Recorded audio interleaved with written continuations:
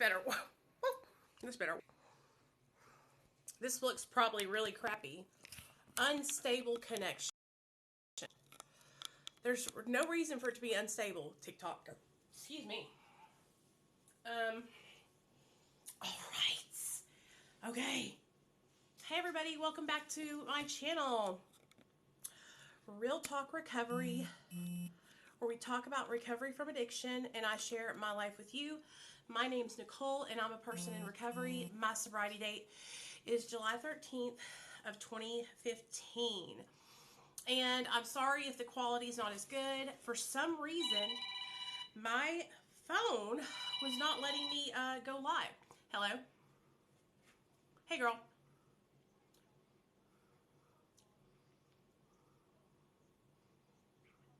Mm-hmm. Why? Oh wow, that's strange. What, the Subutex or the Klonopin? Okay, okay, do you know another pharmacy that you want to use? Did you call ahead of time to make sure they had it in stock? Okay, are you still going to be able to pick your Subutex? Okay, so what's the CVS phone number and address?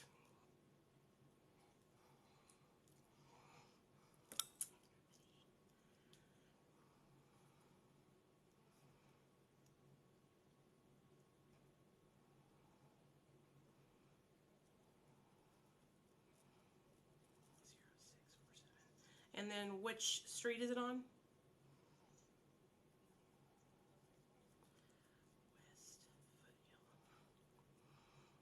Okay, I gotta send this over to Alexis right now, okay? Okay, you're welcome, babe. Talk to you later. Bye. Sorry about that, guys. Hey, everybody. Hold on a second. Just let me... Sorry, I answer the patient line whenever... I answer the patient line when everybody goes home, so sometimes I get phone calls in the evening time. So let me go ahead and send this over to Dr. B, and then we will get started on our live stream, okay?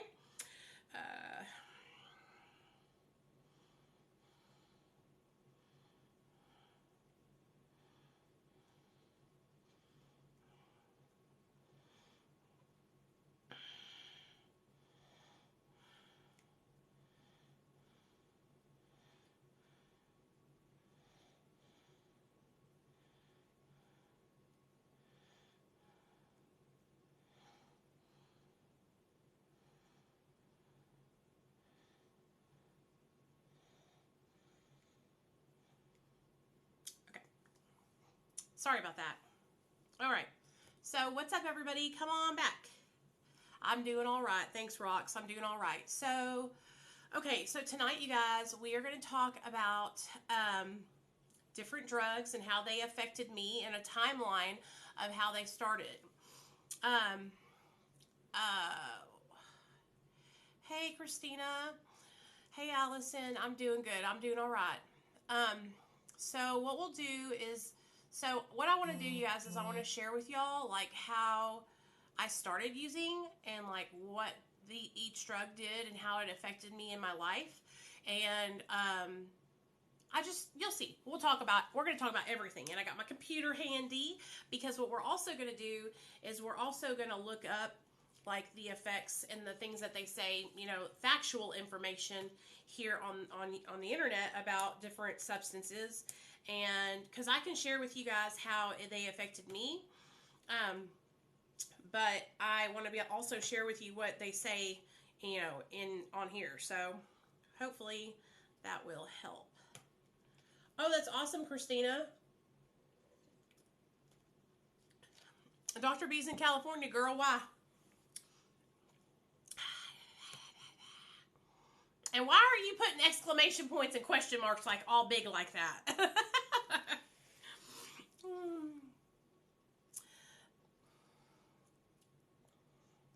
Thank you, TJ, for the roses. Okay, so I want to wait for everybody to get here. Well, not everybody, but for people to get here. So, what's up? My name's Nicole, you guys. I'm in recovery. I've been sober since July 13th of 2015.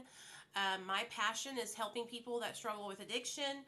I literally love it. It's my life's passion. It's everything I love to do.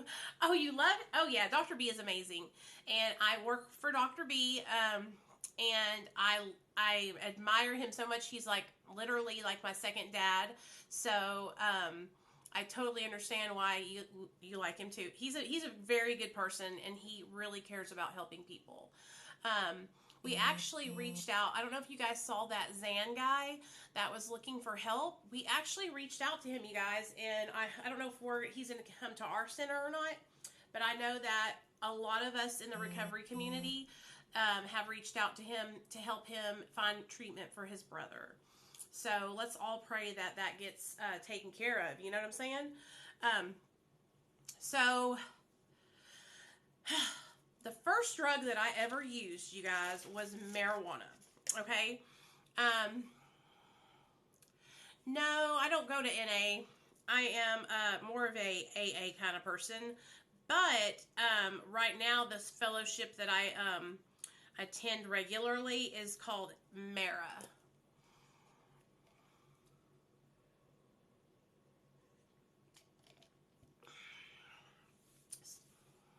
Okay, honey, I know. Y'all like it?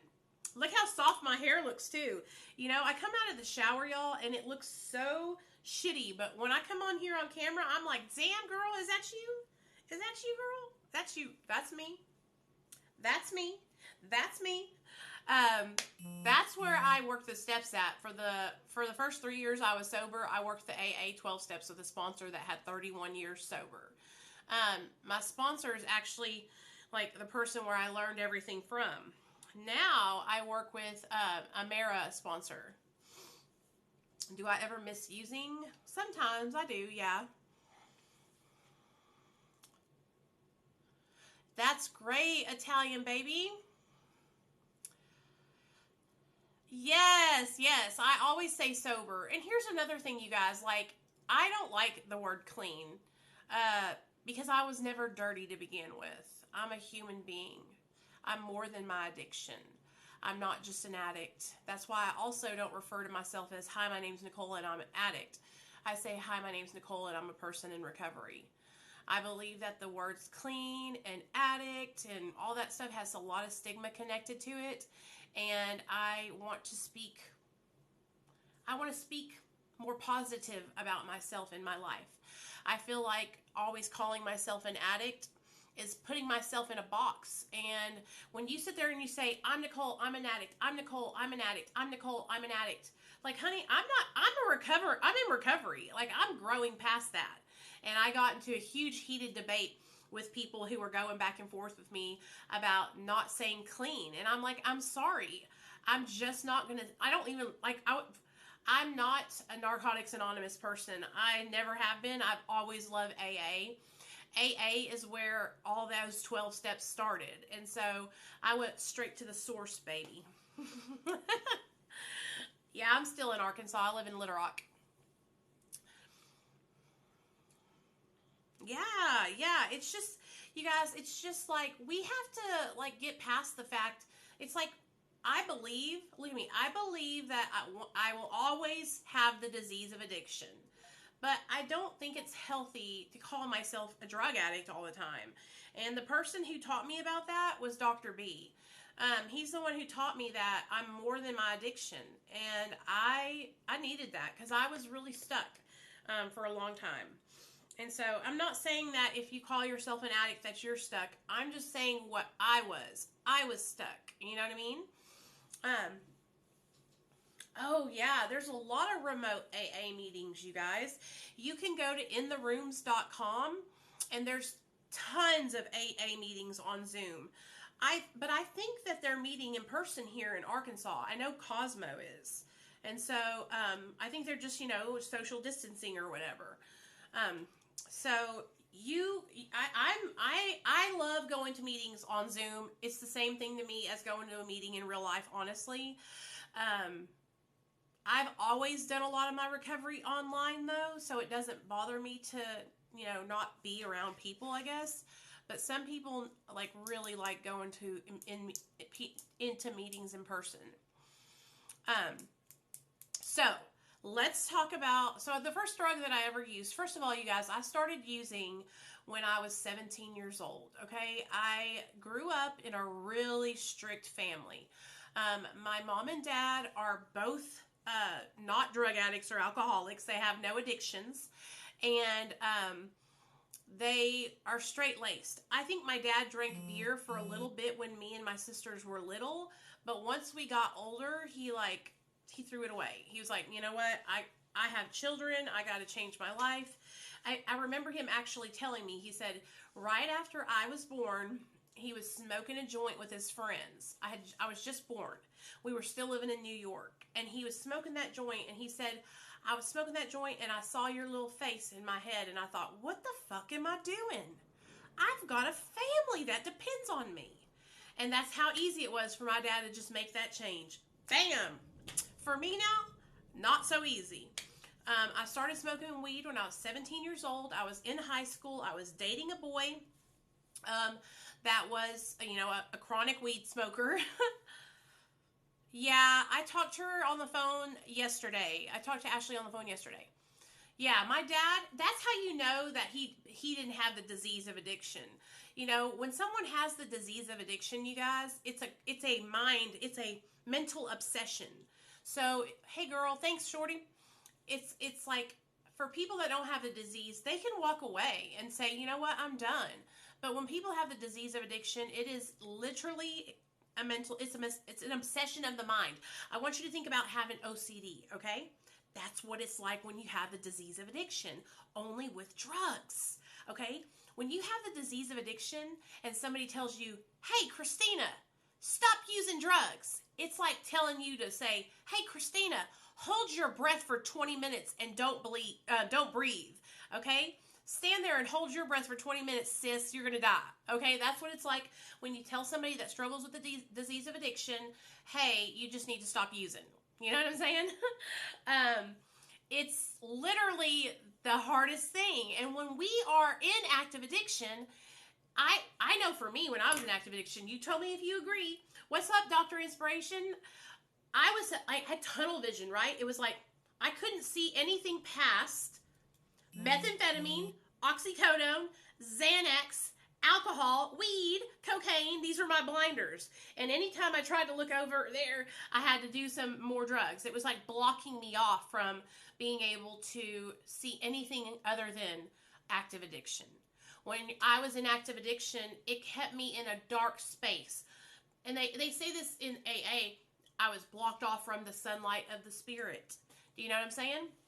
And so that, I don't mean that in a religious way, because you can take that any way you want to say it. Like, I was blocked off from just everything that was not dull, dismal addiction. Everything that came with my active addiction was things like using my body to get free drugs. That was one of the most demeaning things I ever did, was like hook up with my drug dealers, It was hard. Do I think outpatient rehab works? Sure. Any kind of treatment will work if you're ready to work it. That's the thing. It's like, when we go into treatment, you guys, if we're not ready to take in the information that's getting told to us. Hannah! You guys, Hannah's here. Hannah, we all love you so much, girl. I'm so glad you're here. You guys, this is Hannah, Rachel's best friend. So everybody knows who Rachel is, my friend that passed away, the day before yesterday. And so y'all, please welcome Hannah, and I'm so glad you're here, girl. We would love to have you in here, of course. So Hannah's going to come down to Arkansas, y'all, in July, and we're going to freaking go swimming and have so much fun. And maybe we'll do like a live stream in memory of Rachel and all that good stuff. I know you're about to cry, Hannah, because I did a video with our song in the background, and I literally wanted to cry my eyes out. And I let everybody listen to it here on TikTok. It was the broken ones, and I literally cried my eyes out the other day. So, anyway, let me get back on topic. I'm sorry about that, you guys. I just wanted to let y'all know that's Hannah, and she's just amazing. And let me just tell you guys, she was such a good friend to Rachel. She was that friend that never left her side, that was there to help her get into treatment, that was there to let her stay with her when she had nowhere to go. Like, she was a ride or die friend. And everybody would be lucky to have a friend like Hannah in their life, and that's real talk. Now, I'll start crying, and then my makeup will be running everywhere, and then I'll be mad because I just did this face and we want to look good. So anyways, I was 17 years old. Hey, Muffy. And I started smoking marijuana. I thought, it's not going to be that big of a deal. Like, my boyfriend's smoking marijuana. We're just having a good time. And you know, when you're young, you guys, you think it's not a big deal. At least I did. I thought, hey, I can drink, I can smoke, and I'll bounce back. I remember my mom and dad telling me, Nicole, the disease of addiction runs in our family. And I'll share with you guys. So my mom, her dad was an alcoholic. And then my mom's brothers and sisters were alcoholics and drug addicts. We come from a long line of people who struggled with addiction on my mom's side. Then on my dad's side, my grandpa was an alcoholic. So my mom tried to warn me, and she's even sat me down and she's like, do you not remember me telling you and trying to warn you that you needed to make changes? And you know, I was so young back then, you guys, that I just thought my parents were trying to cramp my style. They just don't know what cool is. And I was so insecure. I had such low self-esteem, and I didn't love myself, that I thought getting high and smoking weed wasn't a big deal, right? And I was 17. It is a big deal when you're 17 because your brain's not fully developed. So it's affecting you. That's what happened to me. I started using at 17 and my brain wasn't even working right yet, you know? And so I thought, I'm just having a good time. It's not that big of a deal. Just having a good time, you guys, let me just tell y'all what it led to, okay? Let me just tell y'all what it led to. Just smoking weed with my friends every day after school, okay? Every day after school, we'd go to my house when my parents weren't there, you know, we'd chief out on the backyard. We had this balcony, right? And I always used to sit on the little balcony railing, and me, my friend Monster, my friend Jessica, my friend Jerry, my friend Sonia, all my friends, we would sit there and they would roll the blunts or roll the joints, and I'd take the seeds out of there and throw them behind me, right? And down below there was my mom had this little garden down below, and so I just throw the seeds over my back. Do you guys know 3-4 years of throwing the seeds over my back? When I was 21, I flew out to California to see my grandma with my mom. A second ago. I know, I heard it. Did you hear that giant I did. I flew out to California when I was 21 with my mom, and my dad calls my mom while we're in California. No, sir, no Mountain Dew. It's too late. No, And please. buddy, no, you're too young for Mountain Dew. No. And my dad is freaking out. There were knee-high weed plants in our yard from me throwing those stinking weed seeds over the back of my shoulder. Okay, bye, man. See you later, Dr. Inspiration. Love you. They grew, girl. My dad, he called my mom. He goes, what the fuck is this? What the fuck? Because my dad's he's a New Yorker. Mom. And he goes, what the fuck is going on here? Do you think this is fucking funny? Mom, do you have any straws? Uh-huh. Where? In that drawer right there. Yeah. No, he knew it was from me, y'all. He knew. He knew. Where? In that drawer right there where the spoons are at, baby. Right there. Look to the side. So anyway, long story short, I would smoke and drink every day after school, or smoke every day after school, okay? And when I was smoking, I didn't think that it was a big deal. Well, what that led me to, and listen, you guys, now that I'm older, I don't think marijuana will take me to other things. I don't smoke marijuana now, but if I did, I don't think it would make me want to get high on other drugs.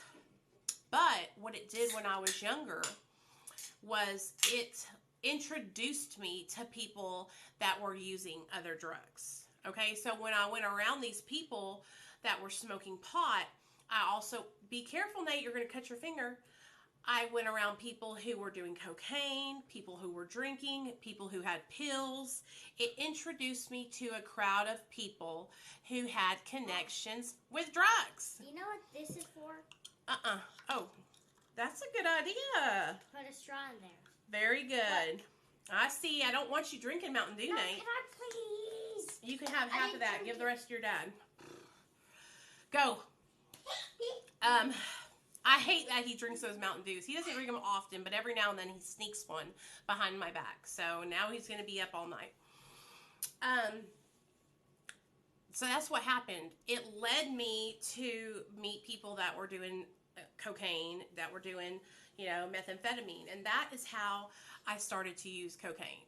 I was hanging out with a bunch of my friends, and my friend Monster had cocaine, and he brought it to school with him one day, and he gave me some. And I'll never forget it, you guys, the first line of cocaine I did.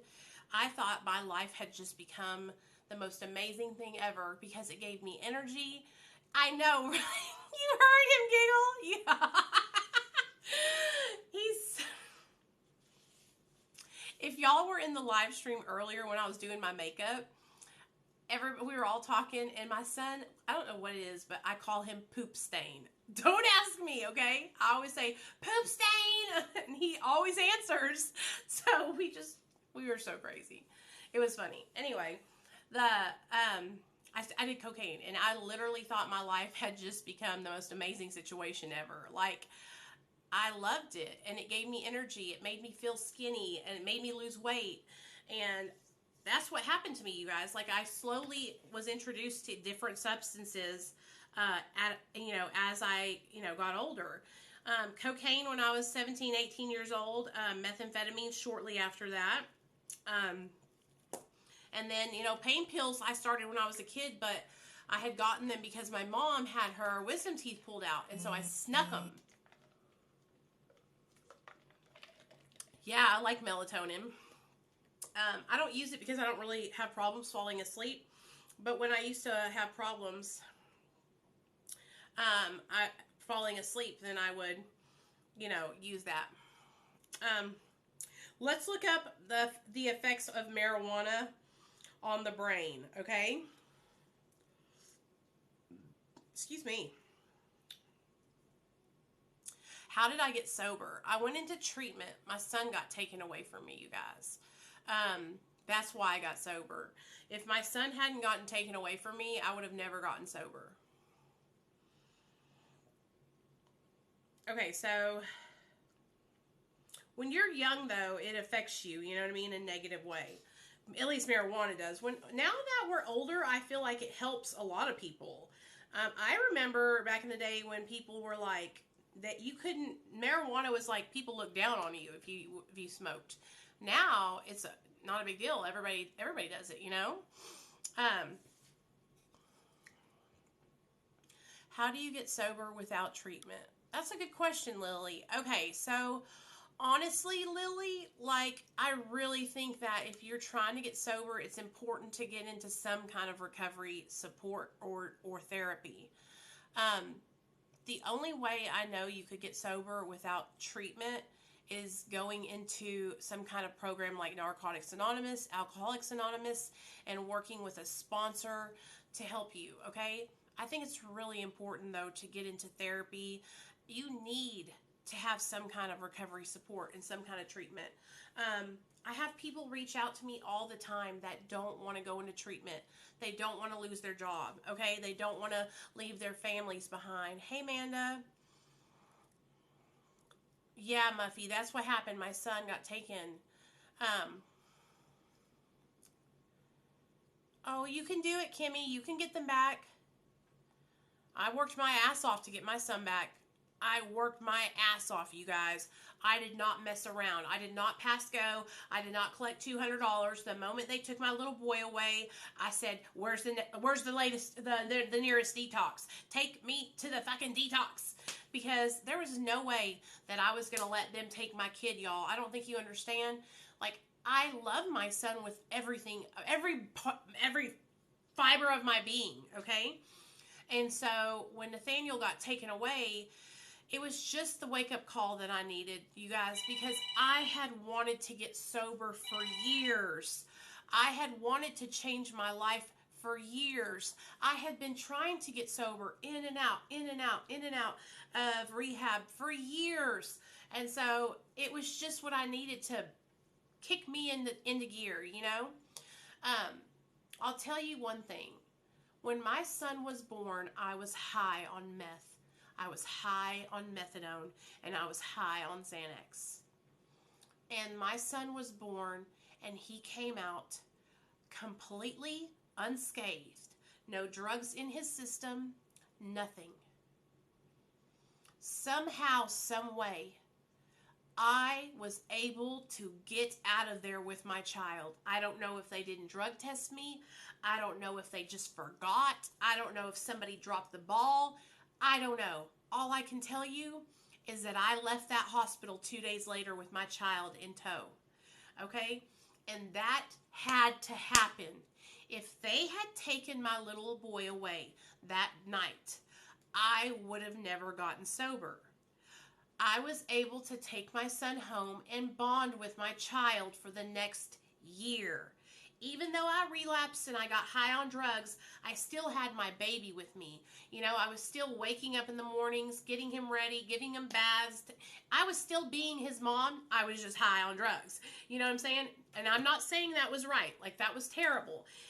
But I was able to bond with him. The first 3 months I had him, I was sober. And then I relapsed at 90 days on Xanax. And then I went all the way back out. I relapsed on Xanax. I was struggling with postpartum depression. I didn't take a shower for 14 days. That's how bad my postpartum depression was. And I got put on Lexapro. Then I relapsed on Xanax. It was really, really bad. But I would have never been able to get sober. I would have never gotten sober if he had gotten taken away right away, because what would have happened is the shame of having him taken away right after I gave birth to him would have been so overwhelming that I would have went out and got high and not come back. It's just, I just know it, you guys.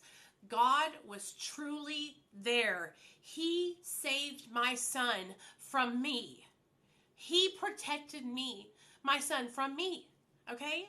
Like, I was supposed to protect my son, but God protected him from me. Hey, Nikki, that's not my brother. That Shane is a friend of mine here on TikTok. Her name is Beth. That was her brother, and he actually died from a fentanyl and heroin overdose. And he died this last February 2021. So when I think back to how I got started out, you guys, how I started using, it was so, like I said, it was so innocent, just smoking weed with my friends, you know, and then it totally escalated. It escalated to harder drugs. It escalated to more frequently. It really got out of control. It really got out of control. And the problem was, I was an addict, so I enjoyed the way drugs made me feel. They gave me energy. They made me feel invincible. And I think that's what some people don't understand, is that we usually, most of the time when we're doing drugs, we're doing them because we like the feelings produced by them. But what happens to a lot of us is that we get so bad off on them, and then we've been using them for so long that we're just using because we don't want to get sick. Thank you, honey. Thank you. You love it? You love it?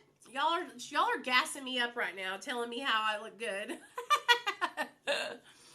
I love my life today, you guys. I don't ever want to like lose my son or get high again. Like, I have days where I struggle. Don't get me wrong.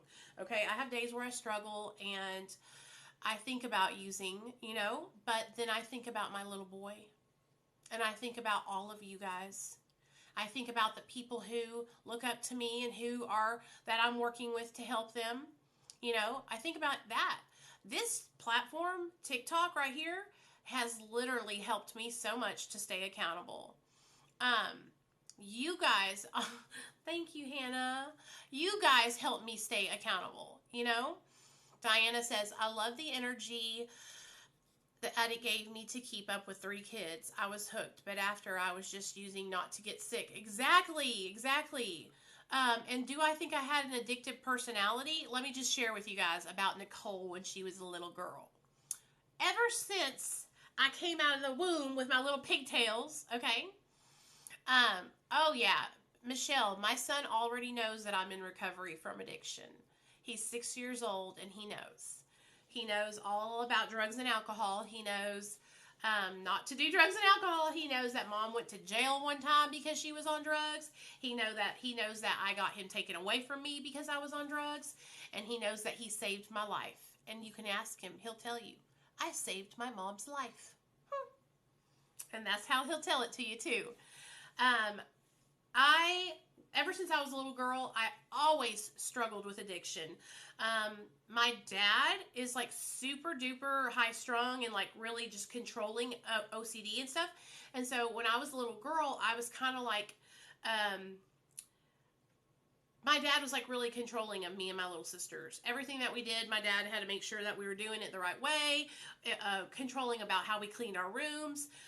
And then also controlling about whether or not we ate everything on our plate. And my dad's a great dad. Like, I love him so much. But he's crazy. He's an Italian, and he's a psychopath sometimes. We're all a little psycho. And so I've always struggled with, like, overeating. I struggle with sugar addiction. I struggle with spending too much money. I struggle with, everything that I could be addicted to, I've been struggling with. I've struggled with, okay? I was scrolling and came across this video. I'm a recovering addict and I lost my husband. Oh my gosh, Carla, I am so sorry. Are my siblings addicts? Yes, my baby sister Michelle is, but my smallest sister Christine is not. When me and Michelle and Christine were growing up, it was me and my middle sister Michelle who kind of started using first. Michelle started using drugs. She's my little sister.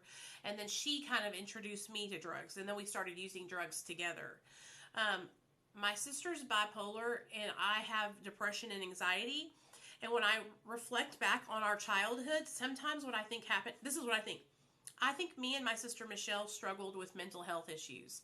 And I think that because my parents don't know anything about mental health, they didn't understand what was going on, and me and my sister we were using drugs because we were self-medicating a lot of the times. And my sister Christine, by the time she started coming into her own, my parents had already gone through it with me and my sister, and so they were able to help my sister with her mental health. But me and my sister Michelle, we were kind of like the test subjects, you know? I know for Rachel, she would always say that drugs were the only thing people couldn't take from her. Oh, you know, I know that Rachel had a lot of guilt and shame around not having her daughter with her. And I think about that because I would have been the same way if I didn't have Nathaniel. And that is what saved my life, was having my son taken from me in CPS. A lot of people always ask me, why didn't Nate go to your family? Why didn't Nate go to your family? First of all, CPS did that on purpose. They kept my son from going in with family. And then also, when I look back on it now, you guys, if Nathaniel had went with my mom or my dad or my mother and father-in-law, that would have been another reason for me not to get sober, because I would have been able to talk to him and see him and all that stuff. But him going into foster care lit a fire underneath my ass. And I had to go into overdrive. And I had to kick ass and take names to get him back. You know what I mean?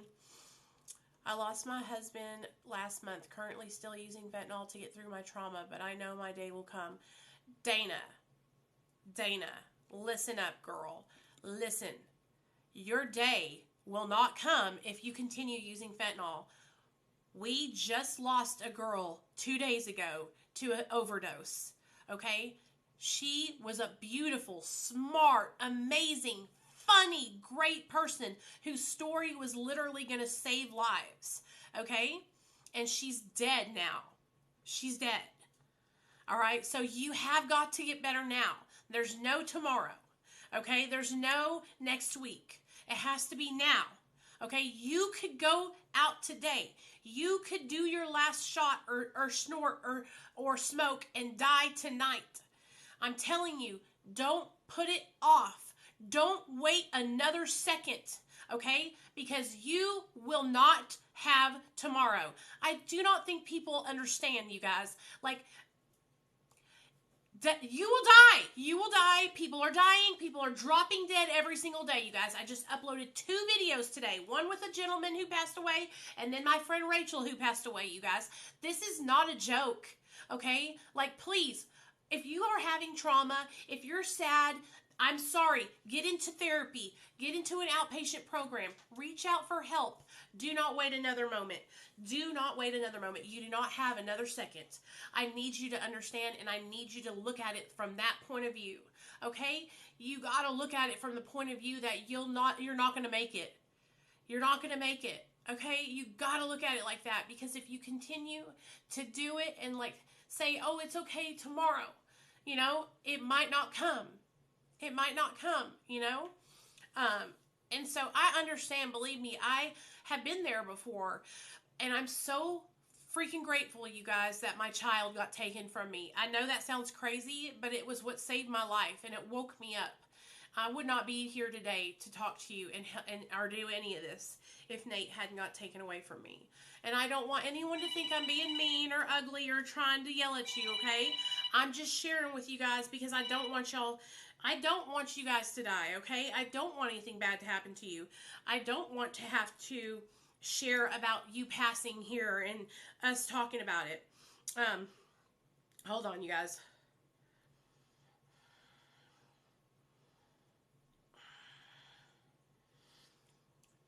And that's the thing, like, I guess I'm being selfish because I don't want anyone to pass away. I don't want to lose you guys, okay? And I need you guys to be here, okay? I can't sit here and look at people's obituaries and hear about people's friends passing away anymore. And you know what? Let me talk to you guys about something, okay? Back when I was getting high 6 years ago, you guys, here in Arkansas, there wasn't fentanyl going around. It wasn't like it was now. Okay, now you can't even pick up a drink or a drug without you worrying if it's going to be a lethal dose of fentanyl. Okay? Like, it is so dangerous out there nowadays. When I was getting high, you guys, I knew that I was buying Roxy's, you know, because I was getting them straight from the pharmacy. All right? But still, I was still overdosing on Roxy's because my stinking stupid butt would mix Roxy's and Xanax. And that's how, when I would wake up and I would be, you know, in the hospital because I just overdosed and somebody found me, you know. The pain of seeing and losing a friend that passes away from addiction, it's not like any other pain I've ever experienced, because I constantly ask myself, what could I have done differently? What could I have said that would have helped that person not to go out? Do you understand what I'm saying? Before, probably like 5 years ago, when my friend Ashley passed away, I always, right after it happened, I would just over in my mind play the scenario over and over and over again. What could have I done? How could I have saved them?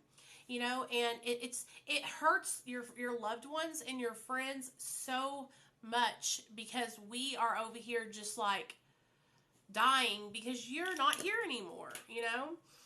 And I never realized, you guys, how selfish the disease of addiction is. But when we are in our active addiction, all we see is the drug. And all we are thinking about is the relief that we're going to get from that drug.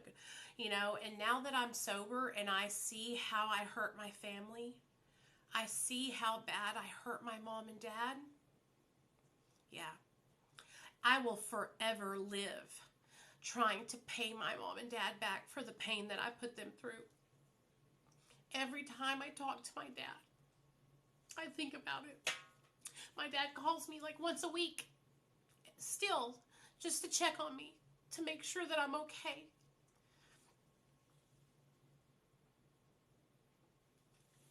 I was on the phone with my dad when Hannah called me with the news about Rachel. And I was talking to my dad about what happened. And my dad is just so, he's like, I'm so grateful that you're alive. I look up to my dad so much. My dad is the person who taught me everything. He taught me everything. He taught me how to be a hard worker. He taught me how to save money. He taught me how to make sure my credit was good. He taught me everything, you guys. He taught me how to change my oil. He taught me how to take care of my car. Everything, you guys. Everything. My girlfriend passed away. We were apart for one day. Oh, sorry. And now I have to spend the next 70 years alone. I'm so sorry, Simon. That's so sad, man. Yes. Hey, Randy. What's up, girl? My sister actually got sober 1 year after me. And so, oh gosh. I get emotional when I talk about my dad, you guys, because, like, I don't know, I just love my dad so much, and I hurt him so much, you know. I really hurt my family.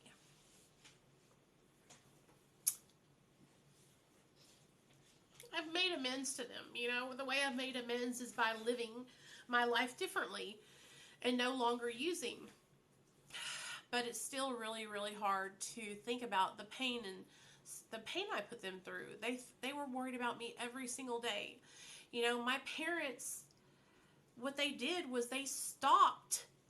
They left the state. They went to New York to get away from me because I was killing myself, and it was driving my dad insane. He was going to have a heart attack. And so the pain that we put our families through, I don't think we realize it sometimes, you guys, you know.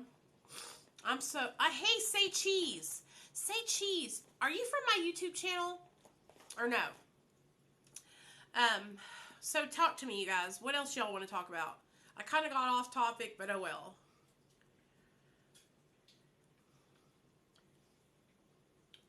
It's raining here really bad.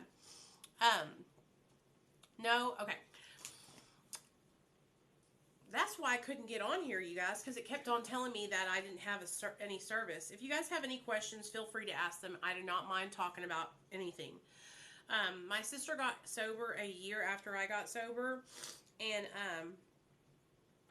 she actually, my sister was a meth addict just like I was. Oh, you guys don't know my YouTube. I have a YouTube channel called Real Talk Recovery. You guys will love it. I make thousands of videos every day. You'll love it. Please stop scrolling. Pay attention.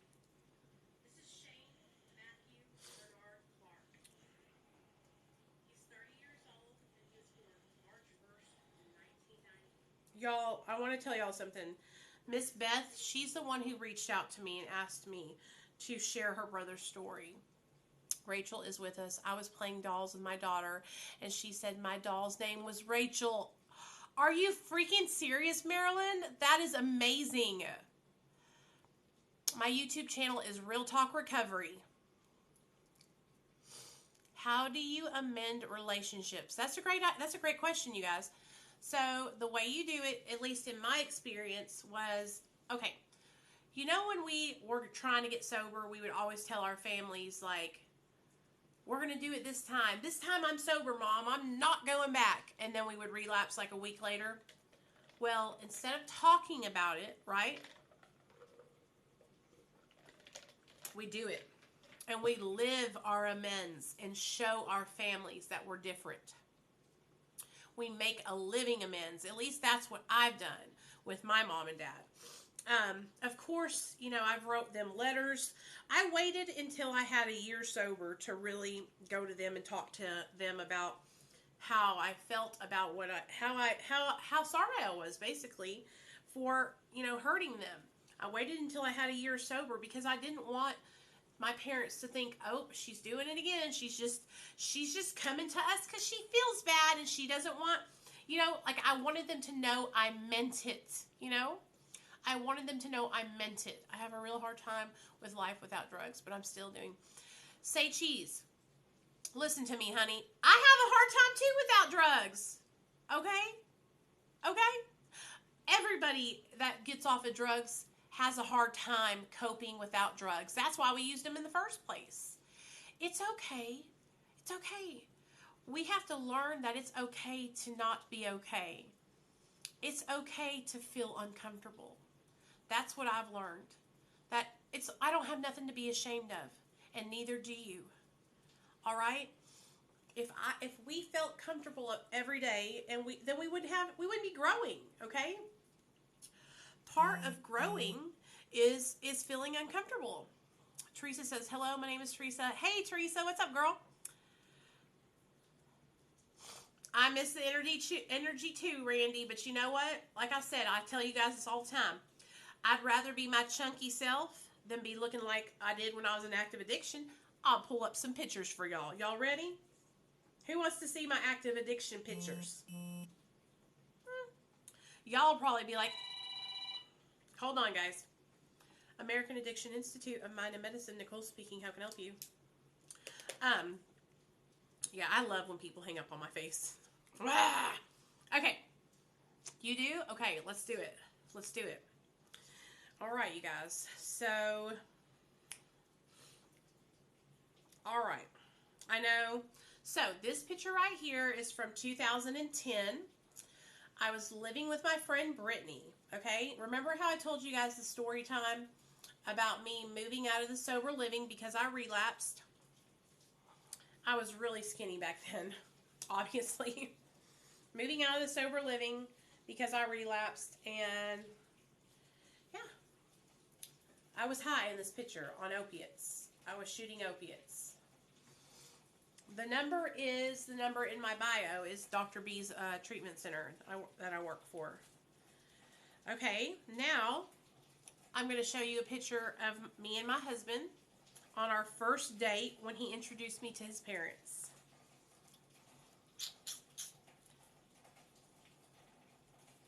I was in active addiction.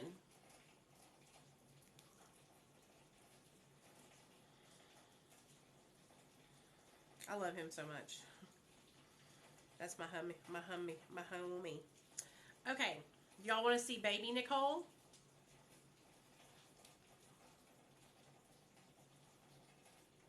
That's baby Nicole.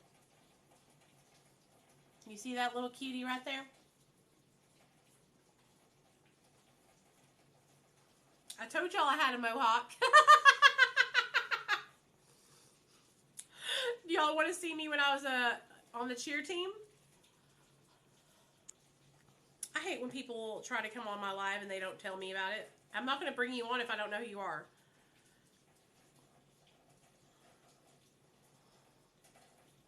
That's me. I told y'all I was on the cheer squad. Okay, so let me get some more active addiction pictures though, because those are. I look good in some of. I look like I look okay, but I really didn't have it together, you guys. Okay, I just had makeup on. That's all. Okay.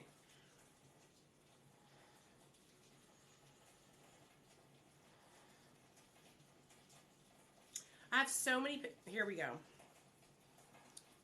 Okay, this is me. I was shooting meth.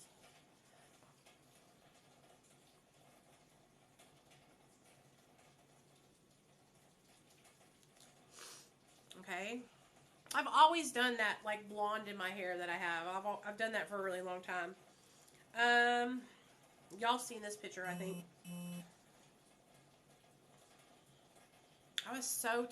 I was really small, and it was because I was on drugs. This is me when I worked at Kroger. I've told y'all this story a million times.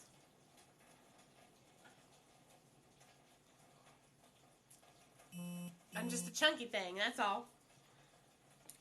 This is me when I lived with Tara. Oh, it's really washed out. I guess you can't really see that. Do you guys want to see my little boy when I gave birth to him? Sure you do. Look at my son. Look at that little boat. Look at that little booty. Look at that little head. Yeah, well, I'm older now, you know. I'm almost 40, and so I've gotten a lot older. And so, and I'm heavier, you guys. I'm a lot heavier. I'm probably like 60 pounds heavier than I was when I was in active addiction. So I've gained quite a bit of weight, but that's okay. Let me show y'all when I gave birth to Nate. Because first, here's a picture of me and Neil. We were high.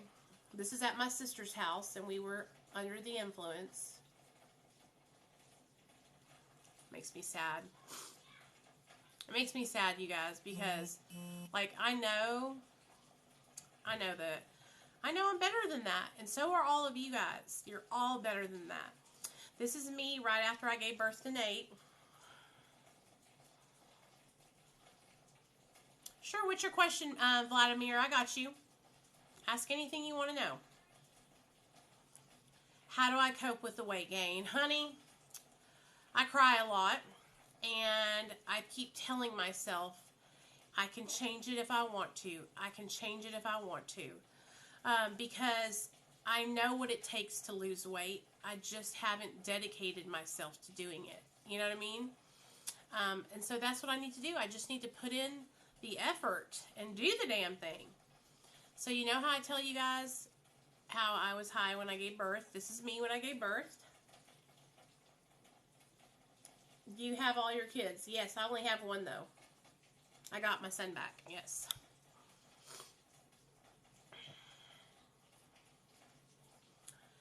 It's okay though, you guys. Like, don't beat yourself up, all right? If you gained weight, it's okay. Don't beat yourself up. It's better to be overweight and lose some than to be underweight and have to gain some. Because, you know what I'm saying? So don't worry. Don't let it affect you in a negative way. Okay, y'all ready? That's Nate when he was born. That's my boy. And that's my husband and me. You want to see my sister? This is my baby sister, the one that doesn't use. Mommy, I don't have any other kids, baby. I only have one son, and I have him back. I don't have any other kids. Now, this is my mom, my sisters, and me.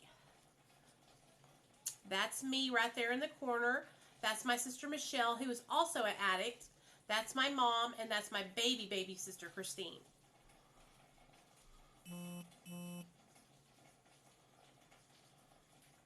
Let me see, Vladimir. No, it didn't show it, Vladimir. Post it again. If you said anything about drugs in the question, make sure that you abbreviate it because sometimes TikTok will block it out. Y'all know how I tell y'all the story about One-Legged Joe? That's him, baby.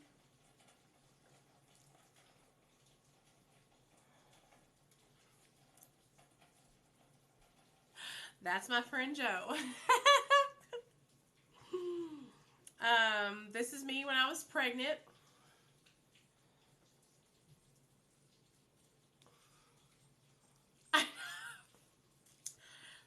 Okay, to take with Adderall. I saw your vid on Seroquel and Adderall. Do you think it's similar? No. Seroquel and Adderall are totally two different medications. Okay? Adderall. Oh, or do you think it's similar to taking Seroquel and methamphetamine? No. I mean, it is an amphetamine, but you know, some people have to take those medicines. If you're prescribed and it works for you, then that's okay. Okay? Oh, my eye itches. Sorry, guys. Hold on. Dana, has your sister found recovery, and what was she using, if you don't mind me asking?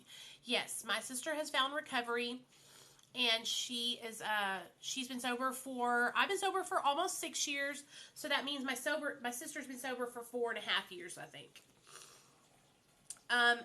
Listen to me, Vladimir. If you take your Adderall and it makes you not be able to sleep, and then you're taking your Seroquel, and are you experiencing psychosis? Do you need to go outside, Jenna? You want to go outside? Then that can happen. You might want to talk to your doctor about it, man. For real. Hold on, y'all. I have to let my dog out.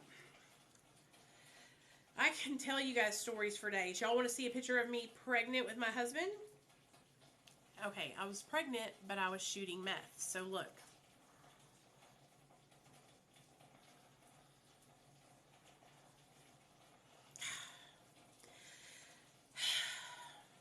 Again, here's me, my mom, and my sisters.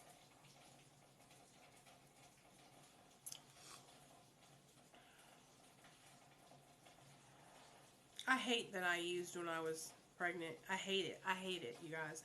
I beat myself up about it a lot. Do y'all want to see videos of my baby?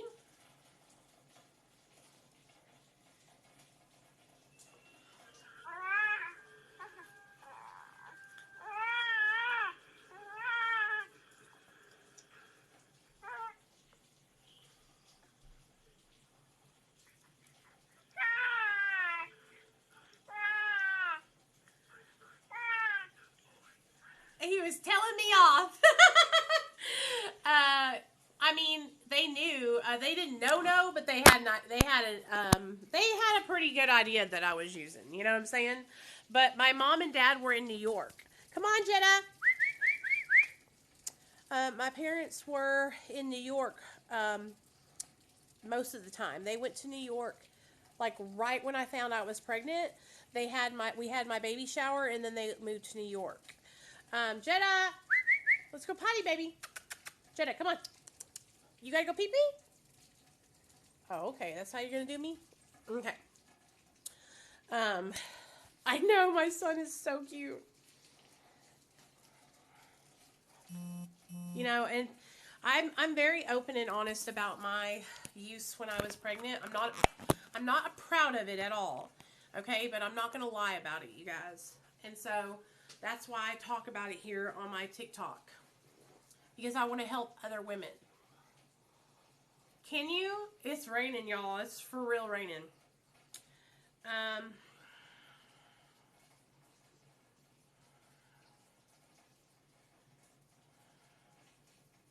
Nathaniel was born perfect. And no, my son did not go through withdrawal. When my son was born, he didn't have anything in his system. I'm telling you guys, it was a miracle. When my son was born, he came out completely perfect with nothing in his system. The only way I can explain to you is it's a miracle. That's my mom and my son. She flew down from New York to be with me during my birth. So, that's what I looked like when I was in active addiction, though. I mean, I know I don't have a lot of really bad pictures. Let me see if I can find any more. Yeah, it was a miracle, you guys. That's the only way I know how to explain it to you, is that it was a miracle that my son was sober or didn't have anything in his system. I love my son. Don't go to Walmart on acid. Amen, brother.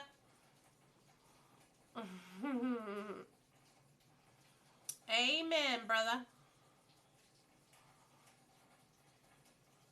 Do you guys think I look better? Because sometimes I think I look horrible because I've gained so much weight. Don't lie to me now.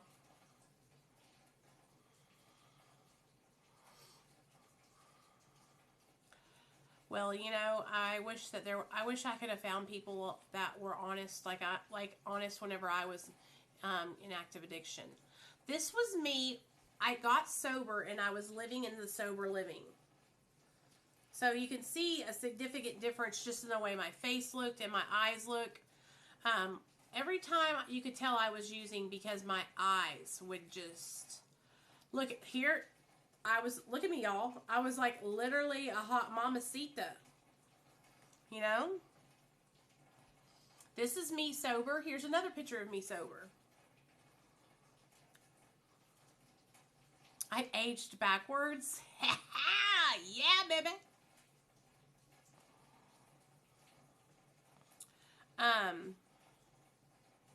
Here's a picture of me when I worked at Rolando's. These are a lot of pictures of me from active addiction, too. This is a picture of me in active addiction. Me and my sister were shooting dope in my bedroom. Oh, my gosh. I was so tiny. This is the first time me and my husband met each other, and there was a rabid squirrel. Hey, little bastard. Did you hear that? Yeah, I hear. Where's that coming from? It's coming from the Squirrel. All right. Look at this little fucker. Here he is. Here he is. My husband, Neil goes, this squirrel was trying to come in.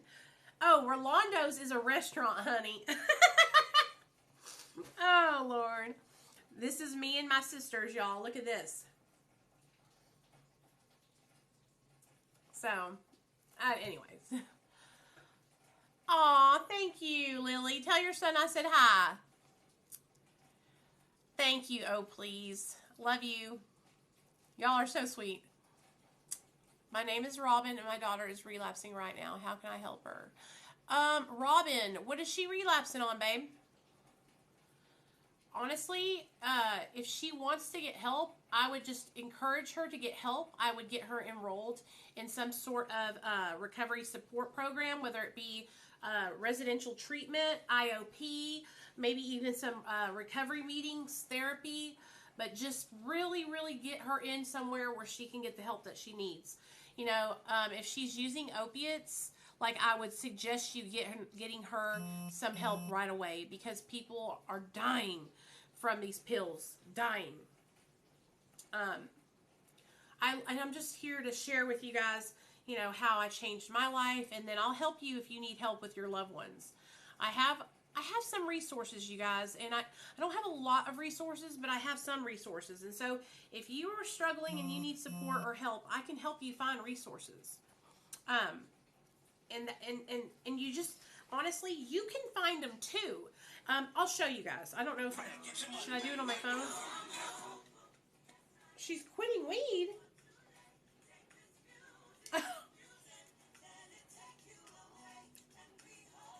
What hair products do I use? Honestly, I use a sulfate-free shampoo and conditioner.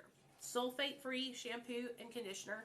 And I straighten my hair, which really makes it like super soft looking, I feel like.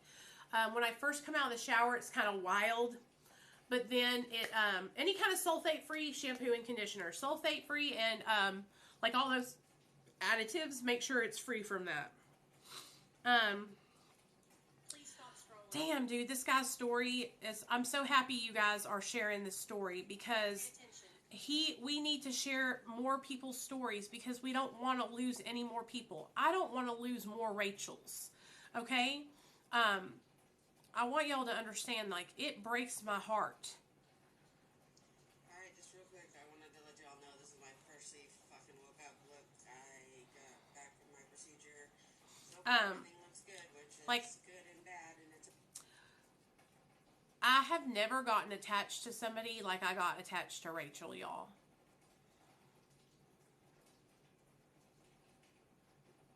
Like, I have helped a lot of people, you know? Where did you message me at? Here on TikTok?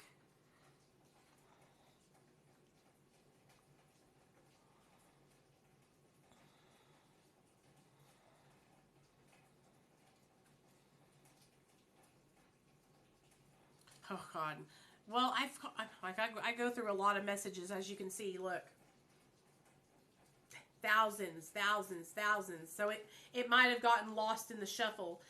You can message me on Instagram at Real Talk Recovery, or you can message me on my email, my work email, which I can put it in the chat here. I'll put my work email, because that email I don't get a lot of emails to, so this is how you can reach me, through email. Or you can reach me at Get. That's a good way to, because I check his emails too. Nicole P. Hold on.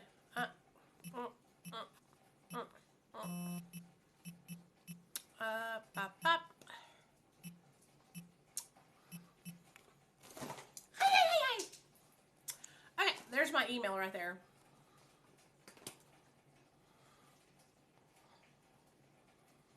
Oh, I'm so sorry, Mishi. I'm sorry. You can reach me at NicoleP@came.org or getdrb@gmail.com. I answer both of those emails.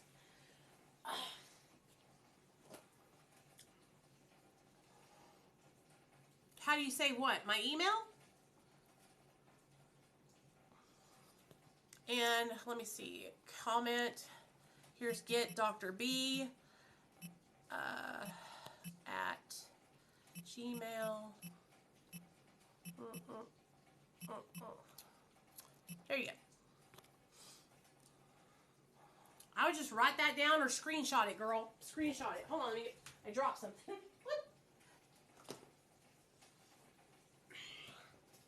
And here's the thing, you guys. Ways that you can find treatment in your area is simple. Simple, simple, simple.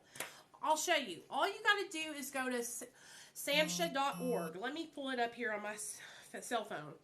And I will take y'all through the process, okay? This is super easy. It's not hard at all, okay? It's samhsa.org. All right? Why isn't it Sam treat? That's all you got to do is go to the SAMHSA treatment locator. It's real easy. Look, right here. SAMHSA. Okay? And here's the national hotline, 1-800-662-4357. I'll write it down. 1-800-662-4357. Bam! That's how you can find treatment in your area. Easy peasy. Now, if you don't want to call that phone number, you go to Find Treatment on this website. Okay? And then it'll say treatment location. All right? You can find substance use treatment. You can find behavioral health treatment. Buprenorphine treatment for Suboxone. So what we'll do is we'll go to substance use treatment, okay? Then it will ask for our zip code. 72212 is my zip code, so I'll put that in. And then guess what? It pulls up all the treatment centers in the area. Bam. And you just call one until you find somebody that'll take you. That's all you got to do. That's all you got to do, you guys. And a lot of people don't even know that. Like, I've made videos about it 100 times, and I try to let everyone know, but that's the easiest way to find a treatment center in your area, okay?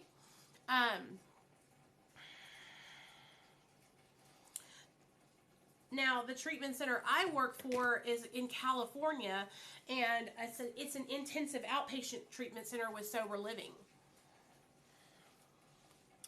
Can you tell that to April? Because apparently her friend she's trying to get into treatment didn't take their insurance.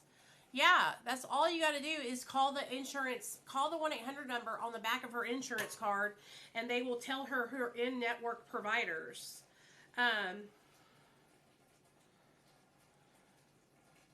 They will tell, here, I'll text April right now.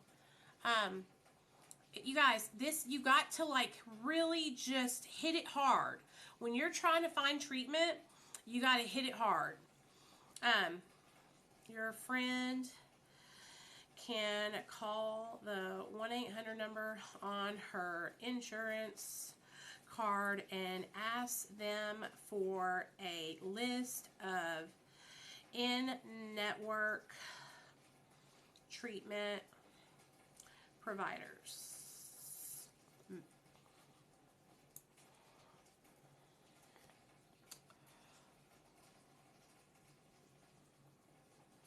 Yeah.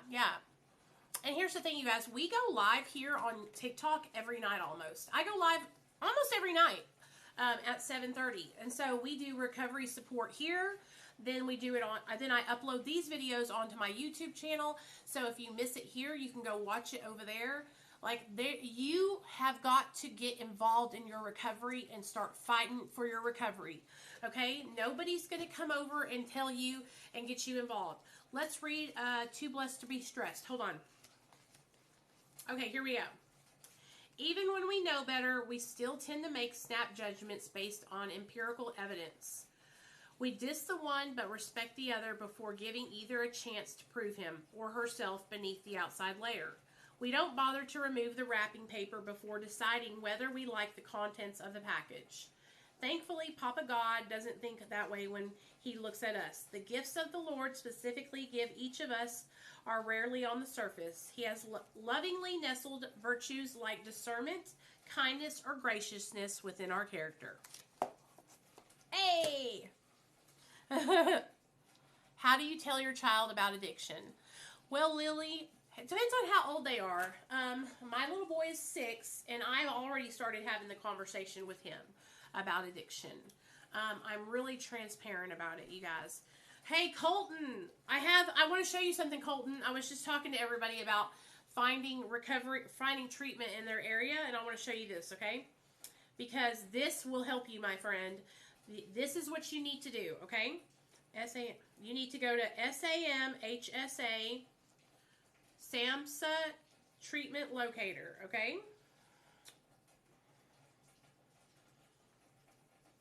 It's terrible here too, man. It's raining. Okay, see you later, man.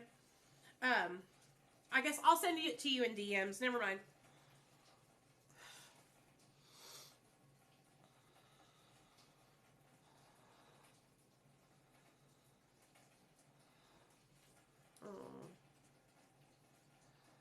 Hey, Hannah, if you're still in here, girl, I love you.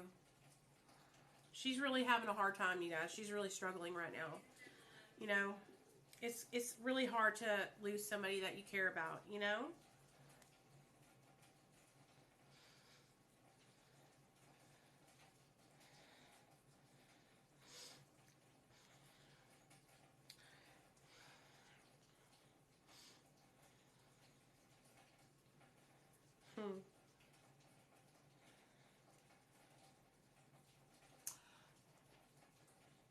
Do you guys have any questions? Anything you guys want to talk about? Let's talk about it. Now we're just hanging out.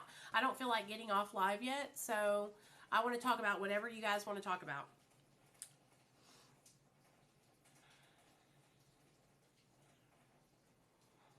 Also, if you guys have lost somebody to the disease of addiction and you guys want me to share their story, okay? You can send me their pictures and, you know, send it to me and I will make a video for them and I will share it everywhere. It will go on my YouTube, everywhere.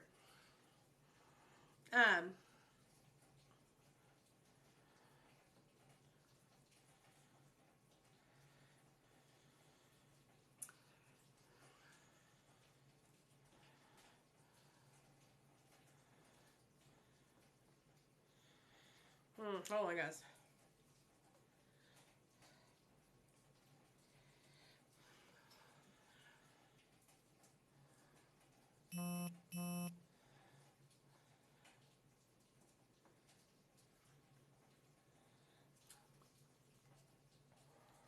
Yes, like pics of them.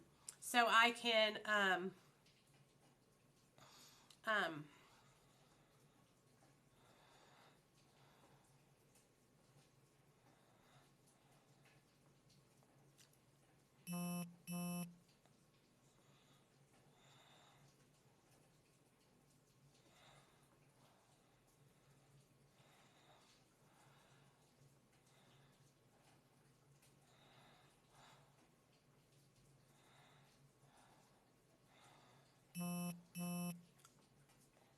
I guess what I can do, hold on. So if you guys have lost someone that you love and you care about and you want me to feature their story here on my TikTok, I wish I could comment from my other, oh, I guess I could. Hold on, let me go under, no, I don't need it. I'll put it down here. You guys can send it to me. Y'all can text it to me, the pictures. Text me the pictures and their story, okay? Like when they got sober, when they passed away, how many kids they have, something that you miss about them. And I will make a video just like I made for Beth's brother here on my TikTok, and we'll share it. Like his video is already about to hit 10,000 views, and it's got 20 shares. And so that's the point. 22 shares now. We are trying to get the message out. We want to show people that are still in active addiction that they've got to change before it's too late. And so if you want to use your friend or family member's story, then you send it to me, and I would love to feature them on my TikTok, you guys. I know that I hate talking about death, okay? It makes me really sad. But Rachel's passing has brought something up inside of me, and I just want to share people's stories. I don't want them to die in vain, okay? So if your friend or family member has died from the disease of addiction, let's use their story to help others. Hey, that's how you found me? Awesome. I'm so glad you guys are here. I'm so glad you guys are here. Coke ain't even addictive. Oh, honey. How old are you? How old are you, Mr. TRVP Mendez? Let me guess. You're under the age of 18. Cocaine is extremely addictive. And you, my friend, are probably just a kid talking out the side of your neck. I 100% believe that. Let's ask Surrey. Is cocaine addictive?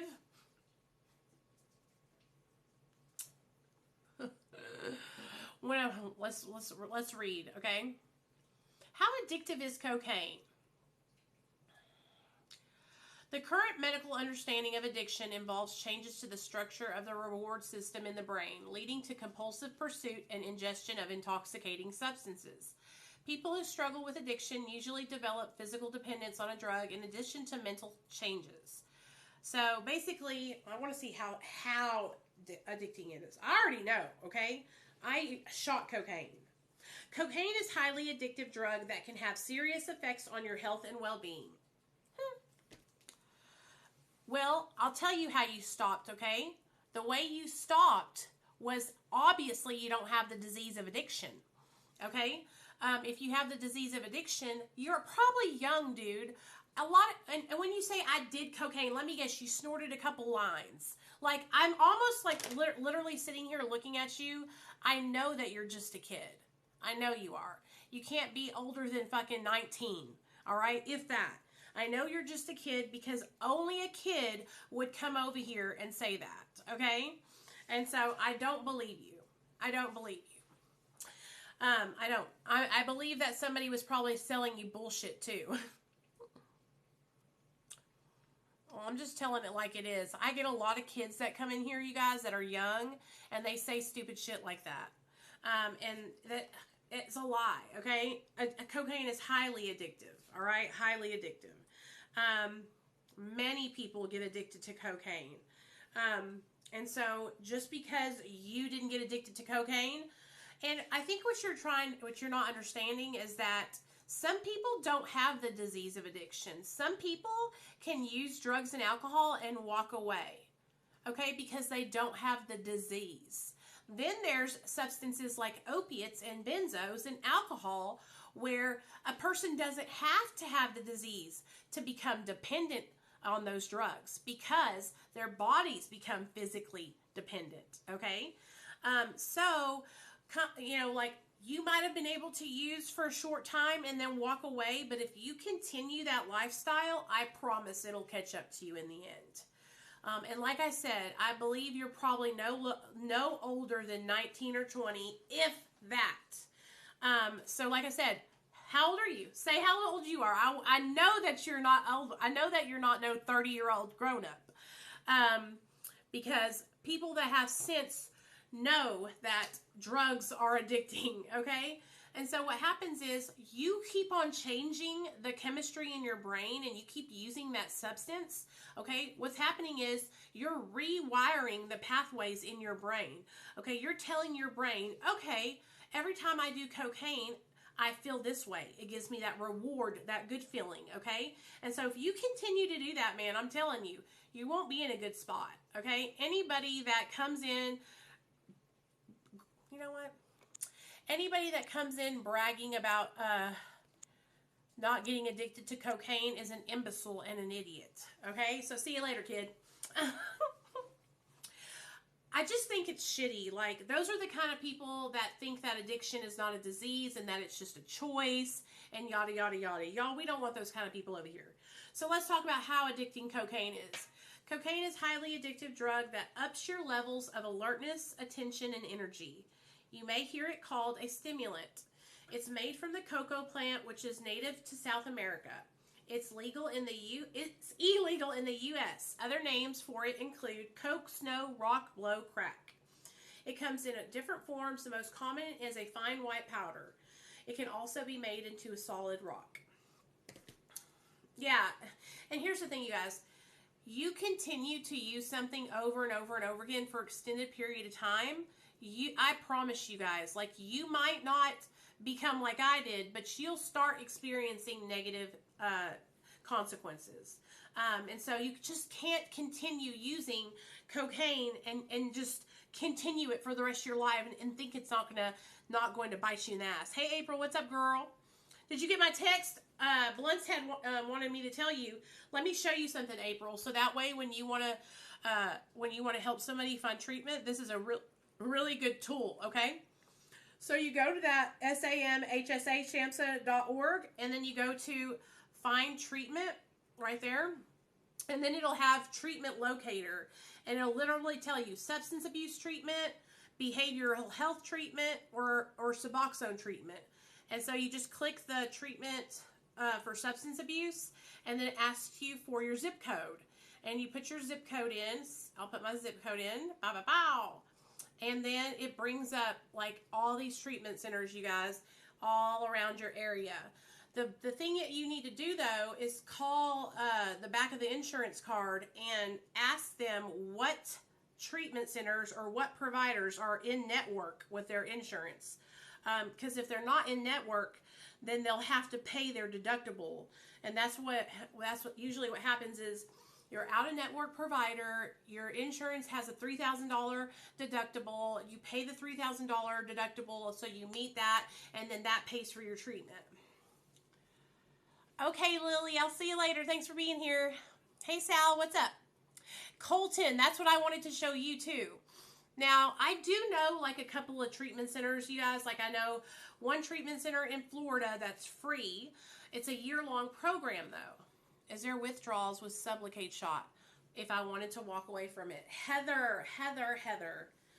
I have had 5 friends get on the Sublocade shot and discontinue using it, and they have not experienced withdrawals. There's actually a girl here, let me pull up her TikTok, who has been off of it for 9 or 10 months. And she hasn't experienced withdrawal. She said every now and then she'll start yawning a little bit. But I think what it is, I think the medication just leaves your body really slowly. This is her. Go to her TikToks and ask her, because I'm seriously thinking about getting on the shot so that way I can just discontinue my Suboxone, because I'm having the hardest time getting below 2 milligrams. Can y'all... I'll go up on my dose so I can go on to Sublocade, so I can go, so I can walk away from Suboxone. You know what I mean? How do I mirror my image? What does that mean? Okay, hold on. There we go. Is that better? Do I look different? I don't understand. Oh, so y'all can see my screen. That's why. Okay. Duh. Okay. This is her, y'all. This is her. Okay. Recovery Meg. She has been off of it for like 8 or 9 months. And let me find her video where she talks about it. There's a couple of people who are talking about Sublocade here on TikTok, and it's really good, y'all. Okay. Are there withdrawals with Sublocade? Let's listen to what this girl has to say. I've been getting a lot of questions like this, and just questions relating to like withdrawal and Sublocade and Suboxone in the first place. So I'm just going to answer this the best way I can. Prior to getting the Sublocade injection at all, you have to be on Suboxone. They're going to start you on subs before they give you the injection, because you have to have bupe in your system to begin with. what Sublocade is an injection of buprenorphine, and it's a lot of it. It's like 300 milligrams. So before they can give you that, they So that's why it lasts for so long. with the Suboxone. So you will not have any withdrawals whatsoever if you're just transitioning from the subs to the Sublocade shot. As far as withdrawals from the Sublocade, I got my first and only shot in July, and it's now December, and I am fine. I will be getting a second one, but no, I have had an absolute... It was December, so she got her shot in July, and it was December, and she still was fine. Okay, so there's a lot of people on here that tell us that they've been off of it, or they haven't gotten the shot in months. But the thing about it is their bodies, they still have Sublocade in their body. It's because it releases it slowly into their system. So yeah, I think if you discontinued it, you would be good for months, girl, until the medication completely left your system. You might experience a little bit of discomfort, but I think it wouldn't be bad because it slowly leaves. You know? Oh, Heather, I'm not unbalanced on my subs. I take them 2 milligrams every day, but I'm just having the hard time getting down lower than 2 milligrams, you know? And I honestly, like, I want to be able to not be on it. I don't hate Suboxone. It's actually saved my life. I just think that I can do it without it now. Like, I feel confident that I can do this without it. You know what I mean? So I love sharing with you guys about my life. I love sharing with you guys about my medication assisted treatment. Like, it saved my life, you guys. Like, there's nothing I can say bad about MAT. For some reason, I feel like there we go. I felt like I was like now I feel regular. Okay. When I got on Suboxone, you guys, I had been taught that it was bad. I had been taught that if I got on it, then I was just using a crutch, you know? And just like that lady I was telling you guys who's been making videos about Suboxone and how people aren't supposed to be on it. Dolphins, send me your sister's information. Send me pictures of her and her name. I will share her story here on my TikTok. Anybody who has lost a loved one who wants them to be featured and their story to be told, please send me their information so I can share their story. Okay? I want to share these people's stories. I don't want them to die in vain. Okay? If you want me to reach out to you, I can call you and we can talk about it. We can make a whole idea for the video, or I can just do it on my own. But I really, really need and want to do this, you guys. Like, it helps me remind myself that this disease is deadly. Sure, what question do you got, Mishi? Ask away, baby. Ask away. Hey, Danielle. How you doing, sweetheart? I keep on saying to myself, if I had stayed on the phone with Rachel longer, if I had talked to her more, if I had just done more, maybe she would still be here. You know, if I had just flown her down to Arkansas to come stay with me, maybe she would still be here. You know what I'm saying? Like, it's like a constant thought in my mind, like, how could have I been better? How could have I changed this? How could I have been different? You know, how could have I inspired her to change? How could have I got her excited to change, you know? And I'll tell you guys this. She wanted to be better. She was trying. She made the appointment to go to the Suboxone doctor. She was willing to go to the treatment center. She was willing. Everything that we offered to her, she was willing to do it. You know, she tried. It was not her fault that treatment center didn't have any doctors or nurses. She was a severe case. She needed medication management.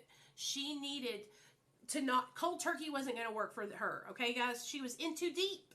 She was in too deep, and her body was too worn down and frail for her to be going through cold turkey withdrawal, you know? Honestly, dolphins, I'll tell you this, baby. Time heals all wounds. It just takes time. One of the best things you can do to honor your loved one's name is just share their story with other people.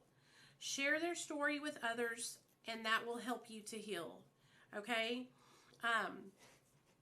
You know, I've lost 3 best friends, okay? And that's what I do. I share their stories. You know, I've shared Ashley's stories. I've shared Nikki's story, and now I'm sharing Rachel's story. And so that's what will help you to heal, is sharing those stories. Sharing your loved one's life with other people.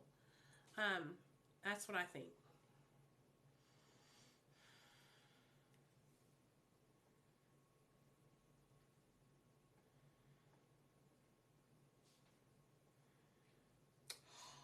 Oh my gosh. Hey, Angel, what's up, girl? Mishi, are you going to ask that question?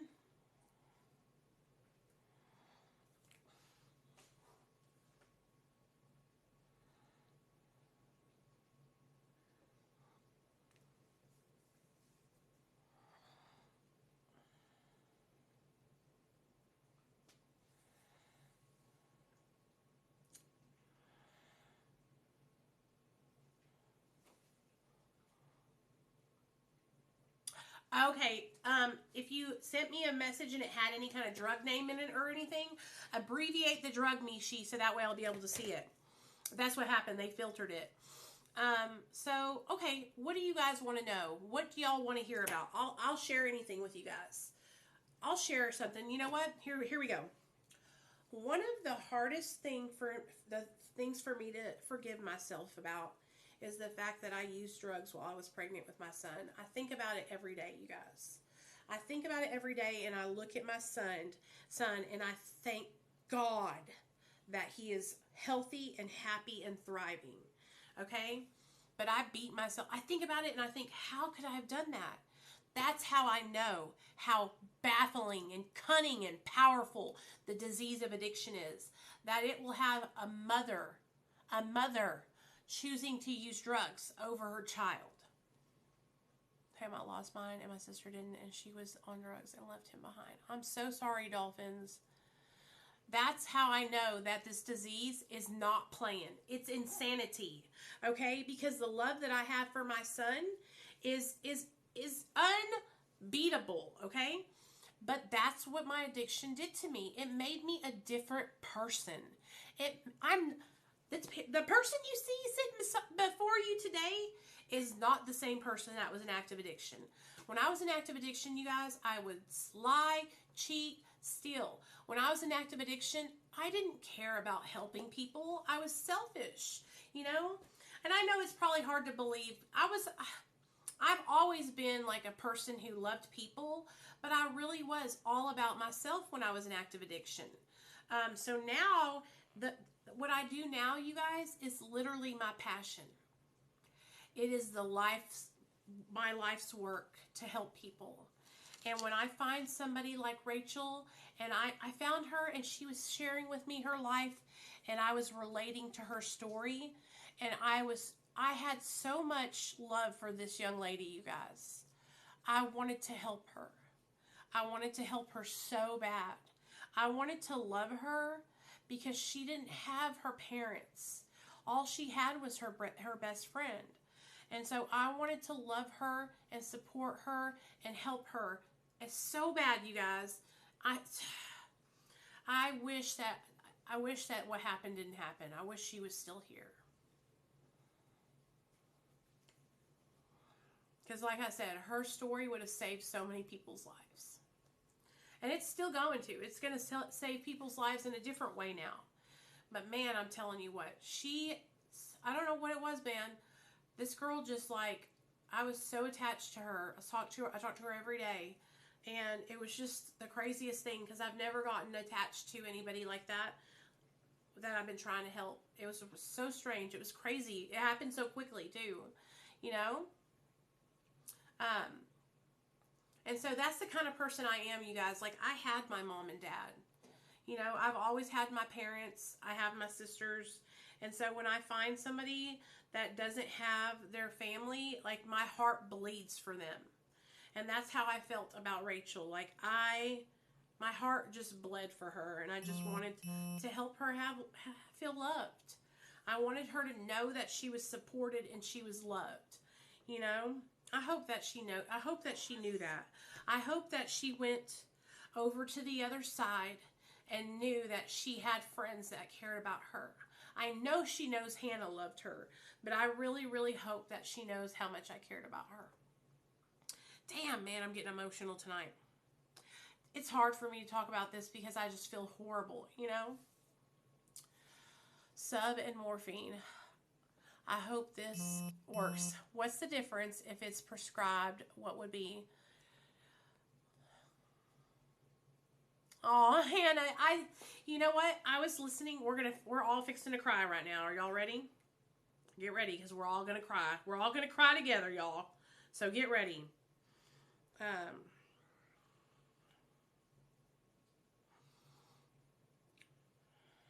Have I seen the update on Amanda from White Underbelly? Yes, I actually posted a video, Miss Patty, on my YouTube channel. Real Talk Recovery. Okay, sub and morphine. Hope this works. What's the difference if it's prescribed? Okay, so the difference between Suboxone and morphine is Suboxone is a partial opioid agonist. Okay? Suboxone isn't going to get you high or give you the same kind of feeling as morphine would. Morphine is an opioid. And so the difference would be Suboxone can be used therapeutically by people who struggle with opiate addiction, and they actually get balanced out on it, and they do well. I was using morphine and shooting it up. And so, I know, Miss Patty, she is. Girl, Hannah and Rachel sent me this song, you guys, last week. It was like Wednesday or Thursday or something. And when I heard this song, I laid in my bed and I cried the whole fucking time. Because it's like my song.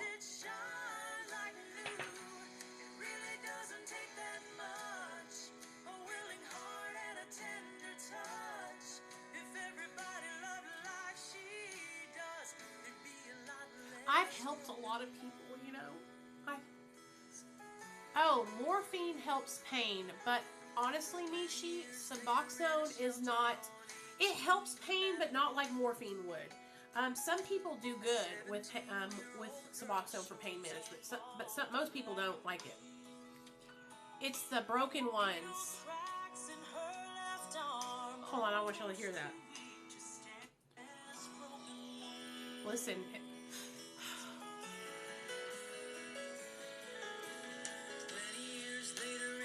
On 18th Avenue, a 17-year-old girl shows up all black and blue. Needle tracks in her left arm, almost too weak to stand. She says, I'm lost and I need help, as Maggie takes her hand and says, come on in. She loves the broken ones, the ones that need a little patching up.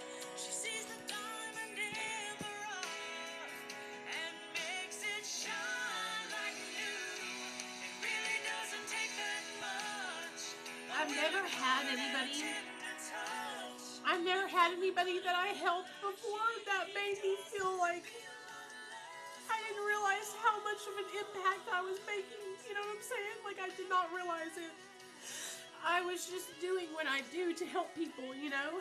And I didn't realize that I had made such an impact on her life. And it just makes me happy to know that. She'll be quick to say to you, she's just doing what the one who died for her would do. And that's what I would tell her, like, it's okay, I would do, you know, I would hope somebody would do this for me if I was struggling, you know what I mean? And that's what I always try to do for people. Like, I don't ever try to, like, be overbearing. I don't ever try to, like, I just try to do what I think I would want someone to do for me. You know what I'm saying?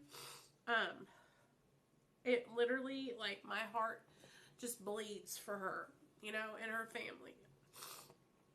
Sorry, I get emotional every time I listen to that song, you guys. Like, seriously, it's just amazing. She sent me that song. Her and Hannah sent me that song. Cake, you're on Suboxone and it's not helping? Okay. How many milligrams are you on, honey? Because it's probably not helping because you're not on high enough milligrams right now.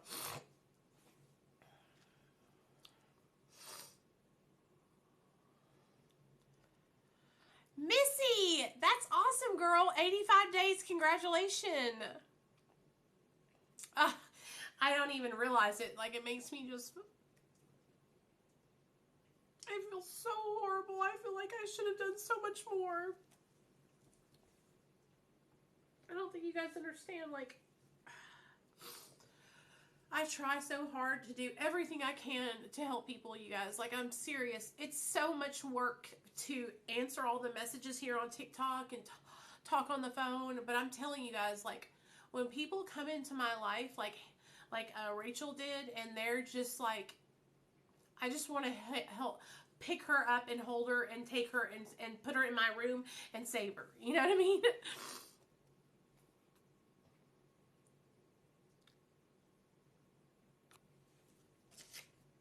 Oh, Micah.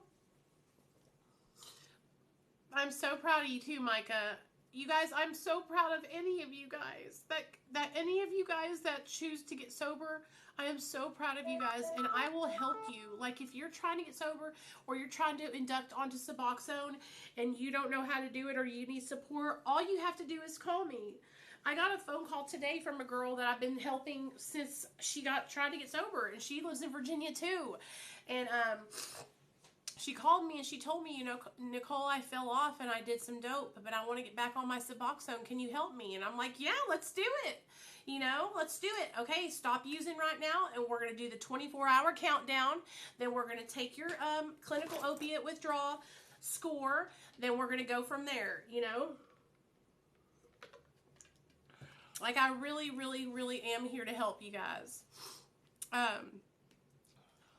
Micah knows. Micah, I've been through it with a lot of you guys getting onto Suboxone. A lot of y'all have reached out to me to help you do that, which is amazing. I love doing that, just so y'all know. Hey, Yvonne. It's okay, girl. It's okay. Joni, let me tell you guys about this one girl. She reached out to me here from TikTok, too. And I helped her last week induct onto Suboxone. And she texted me every couple of hours for 24 hours. And then we waited 10 more hours till it was 34 hours off of dope. And then we took her clinical opiate withdrawal scale. And then she started inducting 2 milligrams at a time. And girl, she made it. She made it. Like, I just think it's so awesome. Diana, that comes on my channel, I helped her induct too. She's where I learned about fentanyl staying in your system longer than regular opiates. And me and her, she went through precipitated withdrawal. And I also learned that scoring a 12 on the COW scale is too low. You need to score over that.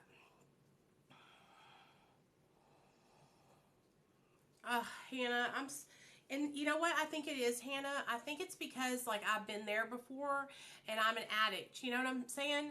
And so,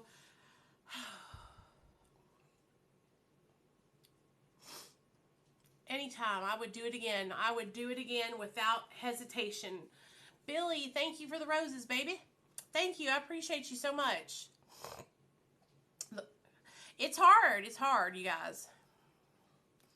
24 hours is hard. I know. Believe me. It happens sometimes, you guys, because we want to get on our Suboxone. We want to jump off and get on it right away. It takes time. You got to make sure you're in withdrawal. You cannot go too soon. That's why I get so mad with people, you guys, when they talk shit about Suboxone. Okay? Hey, Crystal. Thank you. I appreciate you. Hannah's in the chat, Rachel's best friend. So, you guys go ahead and give her words of encouragement, too, because Shat was her best friend. They were like ride or die sisters. I just came into the picture recently. You know, they were bosom buddies, you know, like since they were kids. And so Hannah's going to come visit me this summer, y'all, and I'm going to take her to my mom and dad's house. We're going to go swimming in the lake. Yeah, I'm old, y'all, compared to Hannah and Rachel. And so I'm going to be living my best life trying to go back to my 20s. We love you, Hannah, though, girl. We're all here to support you. Also, I don't know if I told you guys, but Hannah talked to Rachel's grandparents, and they said they don't need any donations or money. But if you guys want to, we can raise money for a charity of your choice that helps people that have addiction. So what I'm going to do is I'm going to do some research. We can do that right now while we're talking. I want to look up a way for us to donate money to a charity or a nonprofit that helps women that struggle with. Hey, Lisa, I want to say thank you for doing that video for my brother Shane. Lisa, I hope that it was okay. I hope that it was good, because I really wanted people to see what happens, but I also wanted them to see him the way he was and not remember him, you know, like in the hospital. I wanted them to see how beautiful his face was, how beautiful his eyes were, how bright his smile was. And I don't want people to die. You know, when I see people that are passing away, and it makes me fucking so mad. A lot of people pass away because they have shame. They are embarrassed to ask for help. And so that's why, you guys, listen.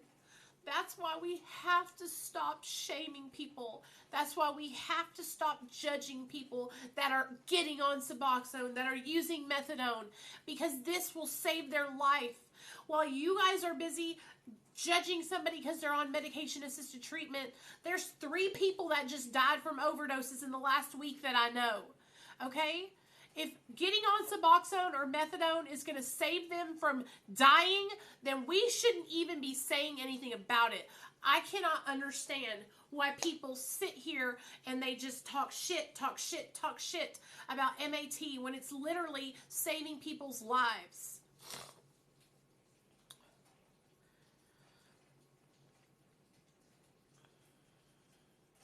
Oh, Yvonne, you don't have to have insurance. You can go to getsuboxone.com and they will help you find cheap Suboxone treatment. Starting a scholarship fund. That would be so cool, Hannah.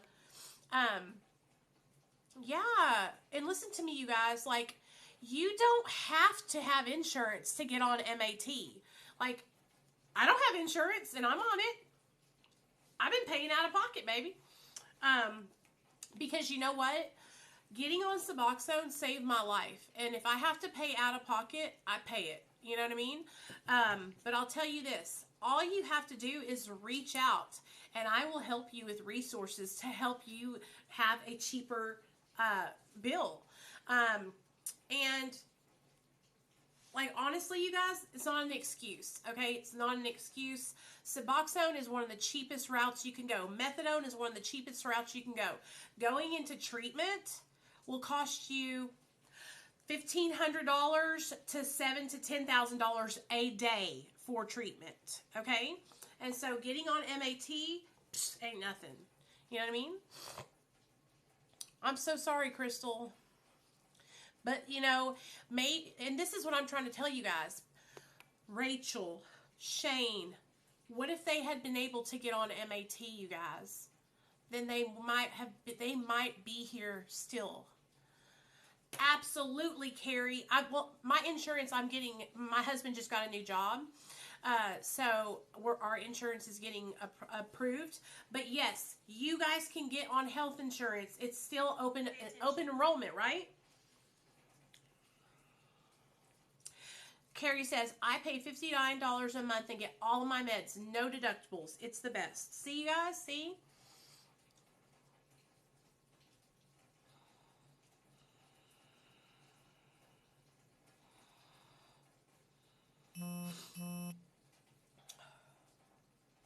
medication-assisted treatment.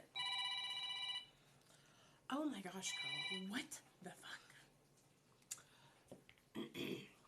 Sorry.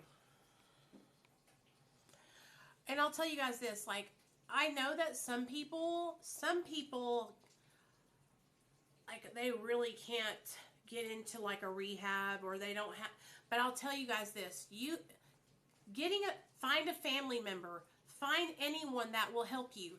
And I'm going to even say this, you guys, if we can afford to buy our drugs, okay, then we can afford to get ourselves into treatment, even if it's medication-assisted treatment, right? We got to do it. We have to fight for our lives, you guys. We have to fight for our lives. We cannot just give up, you guys, okay?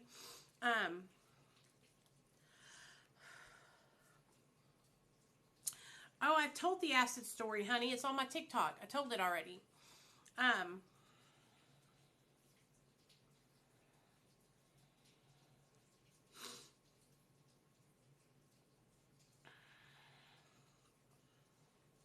Hold on.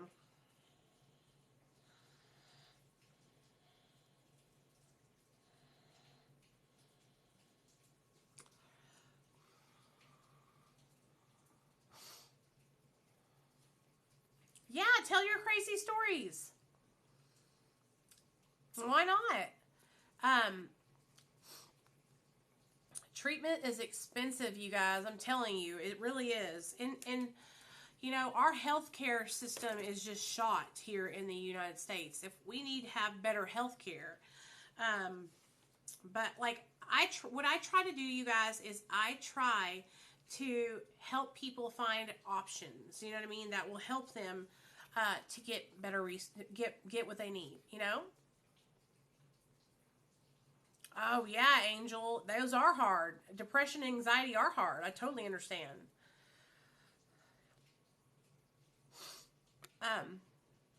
You know, I struggle with depression and anxiety, you guys, and I work really, really hard to stay on the right path, you know?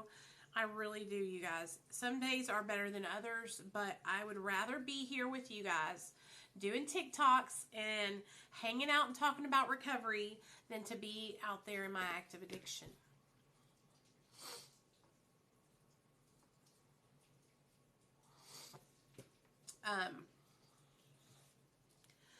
Me and my husband, we both got on Suboxone, and so it was double. You know, we had to pay double. But you know what, you guys, I'm telling you, I wouldn't change it for the world, because I'm here today because of that. I have my life back, you guys. I have my life back. And I just want to help other people get their lives back. I really, really do want to help people change their lives. I do. I really do.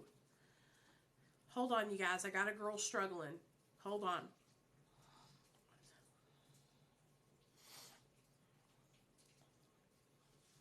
I have women that reach, like I'm telling you, my phone, I answer my text messages. If you text me, I will answer you. I have a text now number, you guys, that you guys can text me, okay?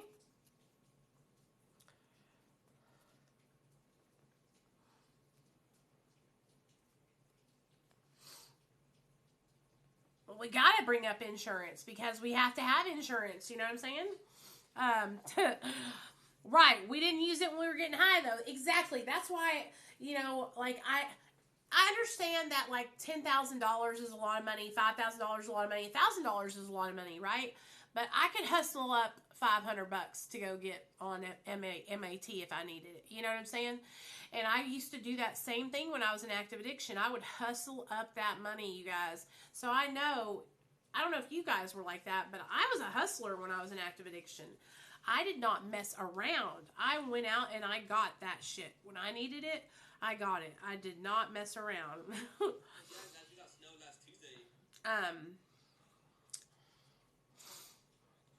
That would be crazy if you could use insurance to get high, wouldn't it? That would be so crazy. Excuse me, I need to have a deductible, please. Or I need to make a payment.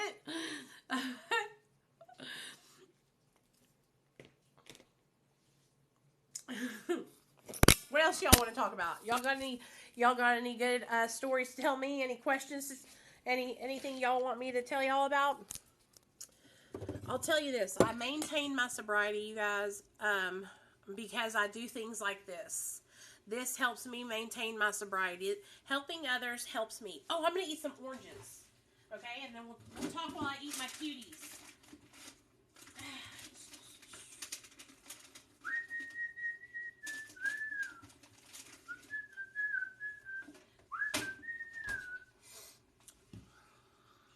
Exactly. You got to put in the work. Exactly. That's totally true. You know what? I used to get so mad when my counselor would tell me that, you guys. I'm like, what the fuck? But it's true. It's true. Hey, G-Ma.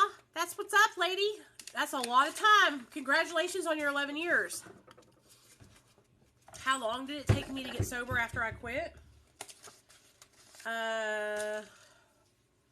Well, I had to go through withdrawal. I went into a detox program. I did 30 days of treatment. I came out of my treatment center and I started working 12 steps. That was what helped me to get sober and really like start healing on the inside. I also got into therapy. That was a huge saving grace for me. I needed to have more than just stopping. I had stopped many times. The problem was I couldn't stay stopped. I kept starting. And so I needed something more than just abstinence. I needed to actually have, therapy and shit. Helped me a lot.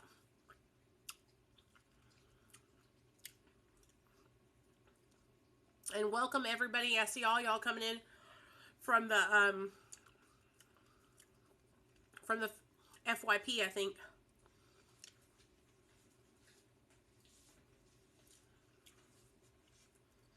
Absolutely, Rick. Anytime, man. I am here to help you guys, okay? And if you guys need support, if you need resources, if you need meetings suggestions, I got you. In fact, let me tell y'all about a program that is amazing. Let me get it. Hold on. So, okay, y'all know AA is amazing. I love AA. But I want to tell y'all about a new program. It's only been around for about 4 years. And it's a 12-step program, but it's not the same. It's different. It's MARA. My friends all go to the meetings. They have online meetings 2 to 3 times a day, you guys. And it's awesome. It's an open-minded, non-judgmental recovery support program for people that are utilizing MAT, medication-assisted treatment. I know a lot of us utilize MAT, and it is so amazing, you guys. Also, here on TikTok, I go live every night, okay? It's not an app, you guys. It's a program. Like a 12-step recovery program. And you can go to click online meetings, and they have lists of meetings. There it is, MARA.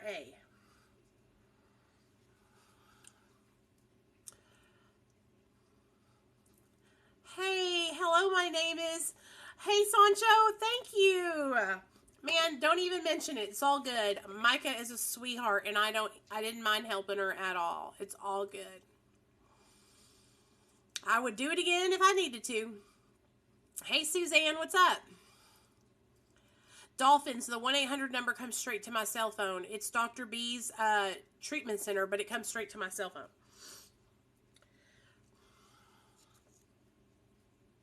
I work for Dr. B. That's who I work for.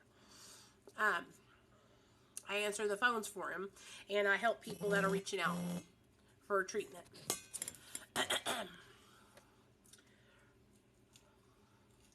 I would help Micah again and again. She is a sweetheart. I would do it again. No problem.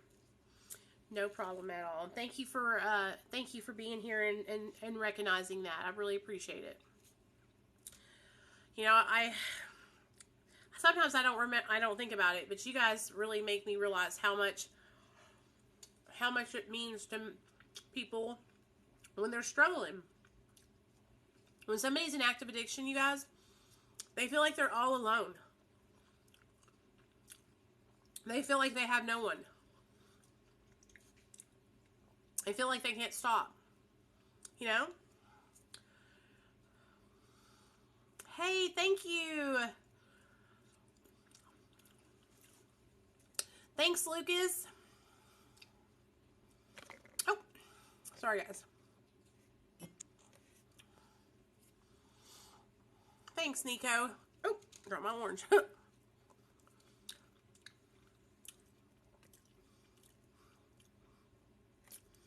Who's not trustworthy? Your husband's in here, Micah.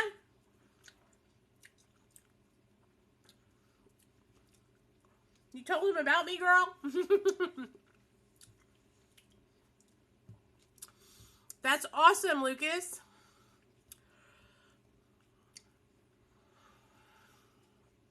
Oh, yeah. That's what it feels like when you're in active addiction. You feel like you can't stop. It's hard, man.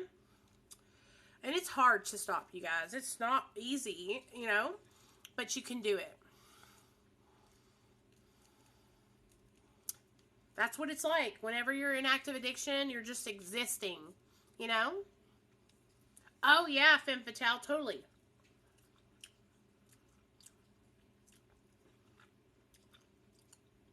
I totally understand what you're saying. And you know what, Micah? You guys working through that together, okay? You take responsibility for your part, and you do better. Don't worry about apologizing. Don't worry about saying sorry. Show them. Show them you're going to be different. Do it through the actions. Because remember, you guys, we say sorry all the time when we're in active addiction. Sorry doesn't mean anything. Action does. Get it together. Put in that work. And show your significant other that you're a new woman. You know what I mean? That's what I tell my husband. You guys know my husband relapsed last year. And he knows. I always tell him, show me. Show me. And that's what he's doing. He's showing me all right, y'all. My baby just celebrated 120 days. I'm so proud of him. I'm so proud of my husband, y'all. I need to go up there and give him some loving and tell him how proud I am of him. Because I know it's hard.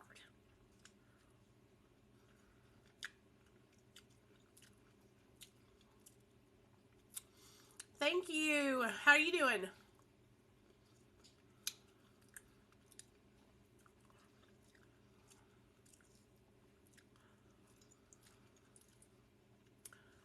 I'm doing a lot better. I was crazy back in my active addiction, y'all. You couldn't tell me nothing back then.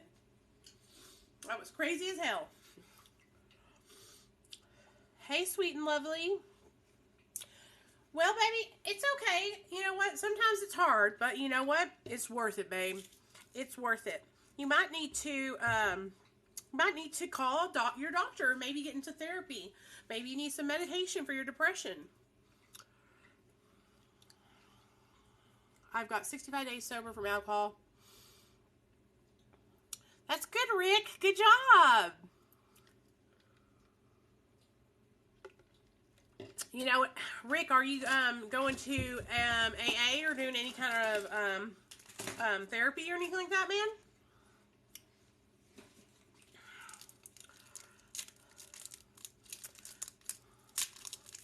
I would suggest doing like some kind of recovery support or something like that. That helps out a lot.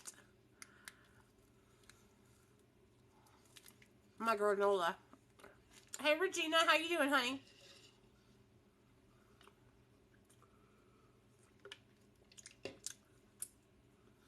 When I got into recovery, my son, it was back in 2015, my son had gotten taken away from me. The thing that saved my life and helped me was going into therapy, you guys. Was opening up to another woman who was in recovery. Somebody that understood what I was going through. Somebody that didn't judge me. Okay? And so, if you're just sitting at home and you're all alone and you're like, you know, I'm having a hard time, I'm going to tell you. It's because you need to get involved. You need support, you guys. Hey, Rev, what's up? How are you doing? I just saw your video. My name is Rev Thomas Siegler. Yes, thank you for being here. Yes, I'm on Wellbutrin and Lexapro for my depression and anxiety. You guys, if you want to help me and you have, this is what you guys can do to help. Okay? I'm trying to share people's stories, okay? I want to share more people's stories that are struggling with this disease, all right? Or people that have passed, okay? Hey, sweet adrenaline, I see you. I thought I said something to you earlier. But I didn't see any other comment. That's the only one I've seen so far. So I hope I hope you didn't comment and it got blocked. Sometimes TikTok filters out comments. My husband doesn't understand why I can't just stop. Rick, my dad used to say the same thing to me. Why can't you just stop? Why can't you just stop? I'll tell you this, okay? It's because addiction is a obsession of the mind. It centers in our mind, you guys. And so it's like, I want you to think about asking someone to hold their breath for 5 minutes. Okay, I want you to hold your breath for 5 minutes. Everybody in here. Okay? You can't do it. That's what it's like being an active addict. My daughter's struggling. Keto, Grandma? Is she taking them as prescribed? Or is she abusing them? Because there's a big difference. If she's not ready to get sober and she's abusing her Suboxone, then I would suggest you to get her into detox and to put her in a long-term recovery program. I know one in Florida that's free, and it's a year-long program. It's called Jill's Place in Naples, Florida. All you got to do is type in Jill's Place, Naples, Florida, okay? And fill out the application, call them, and then bam. She doesn't need insurance. It's free. It's free. So if she's abusing her medication, that's what I would do. I would get her into a year-long program.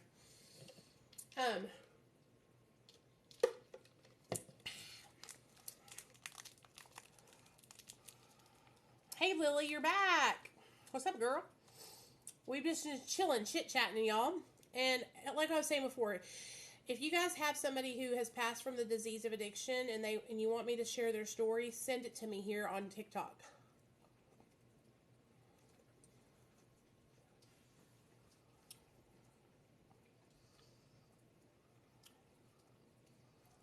Oh, that's amazing, Rev. I'm proud of you. Hannah says, please, guys, get help. I lost 2 people that meant the world to me. You guys, just so everybody knows, the girl, Rachel, that I was talking about in a couple of my videos that overdosed and passed away, Hannah is her best friend. This is Hannah that I was talking about in my video and in my live stream. Her best friend, Rachel, overdosed the day before yesterday. She overdosed. So this is serious, you guys, and she's no longer with us. Oh, keto. Go to getsuboxone.com, and that guy will make an appointment with that guy, and he'll help you find a cheaper alternative, cheaper ways to get the Suboxone, if that was what you're saying. Michigan boy, that's good. Baker's Act is good. Hey, William, I'm so sorry. Keto Grandma. GetSuboxone.com. I promise you will not regret it. He will help you. He will help you get her, get G-E-T, Suboxone.com. Go to that on Google and schedule an appointment with that man. I promise you, he has helped so many of my friends find how to get cheaper medication, Suboxone.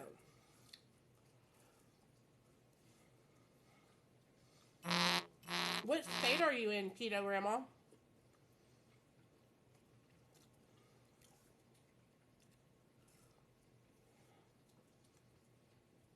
You're welcome, baby.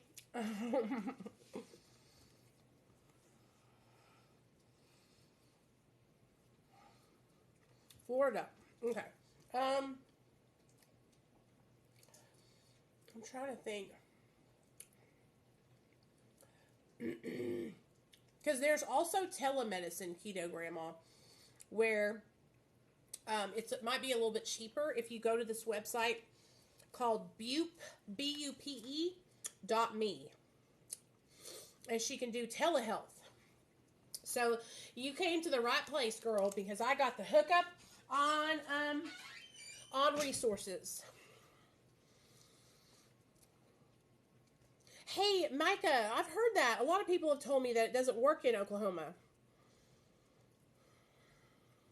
Oh, no. I'm so sorry. That's not a good doctor.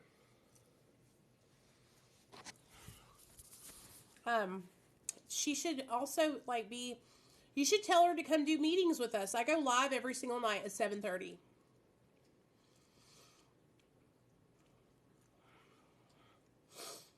Well, actually, Reverend Thomas, I'm actually trying to,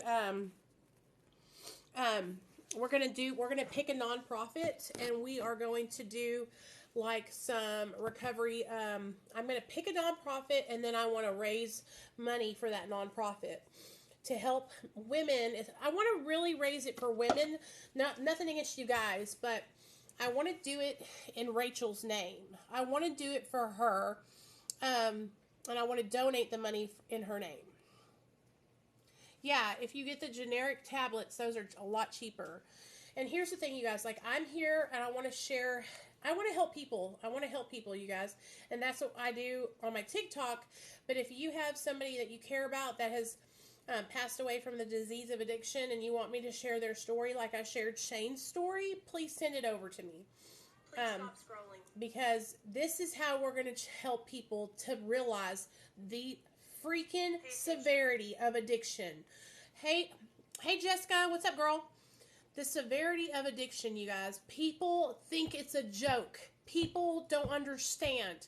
People are dying, okay? It's not a joke, okay? I don't want to lose any more people to this disease. So we got to get on top of this. We got to get focused. We have to get passionate, you guys, okay? Get passionate about helping people. Don't take no for an answer, okay? Don't take no for an answer. I know, it's sad, you guys. And listen to me. His sister just came in and she was just sharing with us. So that's the thing, you guys. These girls lost their brother, man. They lost their brother.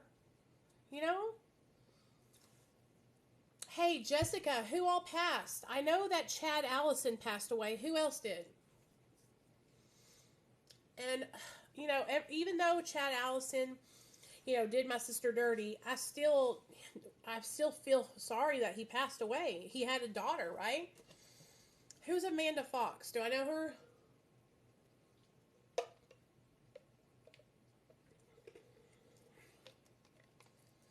Stephanie Shell and Amanda Fox.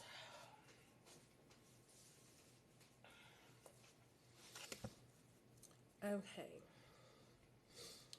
You guys, for those of y'all that don't know, Jessica and I grew up together. She was best friends with my little sister, and they're still very good friends. And so she knows me for my real life. She knew me when I was in active addiction, and all that good stuff.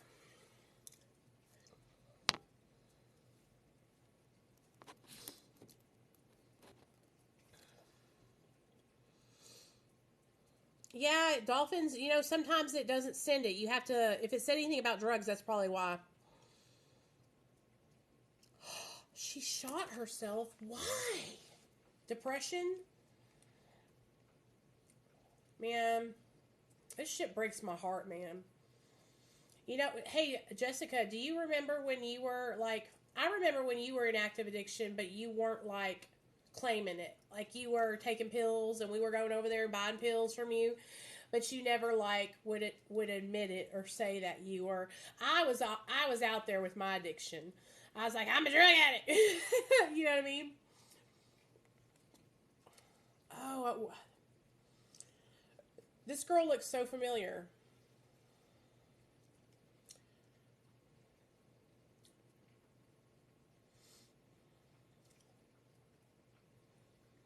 That's so sad, you guys. You did try to hide it. It was okay, girl. I already knew. You know, me and Michelle already knew the deal. I mean, I was probably the same way at the beginning, you know?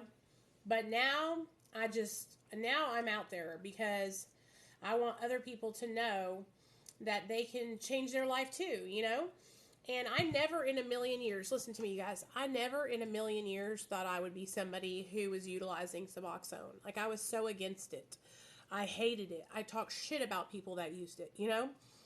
But when it all came down to it, you guys, my son got taken away from me and I could not do it. I needed help. I needed help. And I'm so grateful that I opened my heart because I would have lost my life. Oh, Allison, I'm sorry, girl. That sucks. I hate that. One day, I'll come on here and I'll share with you guys my how I get off of them, how my taper. I'm all the way down to 2 milligrams, and I'm seriously considering going on the shot, y'all. You can do what I do, Jess. You can. Listen to me, okay? I was just like you. I used to say that too. I used to say, I wish I could help people. Girl, bye. You can. You just start doing it. That's what I did. I just started started on on Facebook, and I started sharing my story. Listen to me, y'all. All can do this. You get on social media. You create accounts on all your social medias: Facebook, Instagram, TikTok, YouTube, Twitter, LinkedIn. Okay. Whatever you want to call yourself. You want to do it by your name. What I would suggest is using your name. I went back through all my platforms and I changed it to Real Talk Recovery with Nicole, because now when people Google my name, Nicole Pludre, it brings up all of my platforms. It brings up the TV shows I've went on, the podcasts I've went on, everything. I'm from New York, but I live in Arkansas. And so, you can do it, okay? You can do it too. In fact, we're fixing to take my, half of my 1 milligram. I always take it in the evening. Jennifer, I'm here right now. Listen. Listen up. The way I got down to 2 milligrams, I was on 12, okay? I met with my doctor, hold on, and I sat down and I told him, I want to come down, I'm ready. And so he took away 2 milligrams, and he prescribed me 10 milligrams a day. And so that was easy. That was easy peasy. I did that for 90 days. Stayed at 10 milligrams. Okay? For 3.5 years, femme fatale. 3.5 years. Then I took away another 2 milligrams after 90 days and went down to 8 milligrams. And stayed there for 90 days, okay? Yeah, come back when you got going on, Rev. I'll help you. I'll share about it.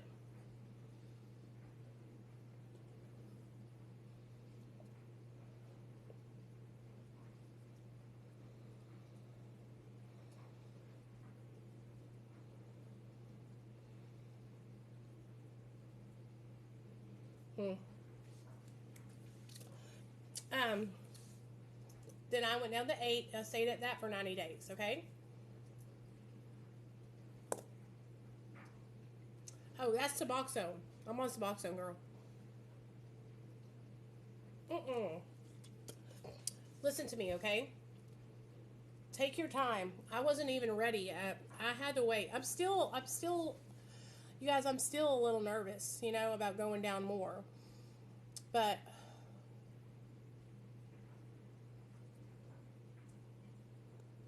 I know that my recovery is strong, you know?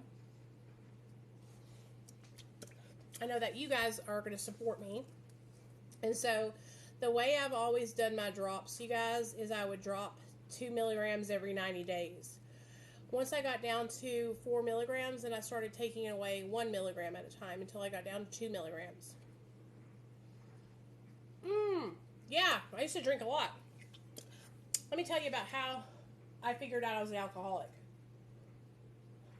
I hate when that happens. Hold on, you guys. I hate when I get it on my on the side of my mouth, on my teeth. So, okay, I was on probation. Okay. Well, first of all, I started drinking when I was 17 years old. A lot. Okay, a lot. I was partying my ass off, drinking morning, noon, and night, shutting down the club, y'all.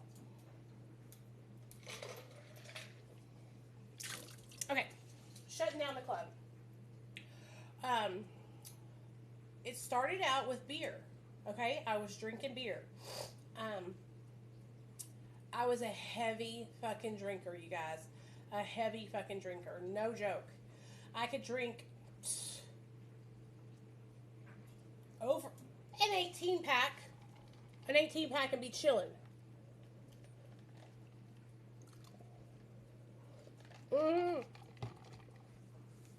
Trey, I live in Little Rock, but I'm from the Spa City, yeah. How'd you know?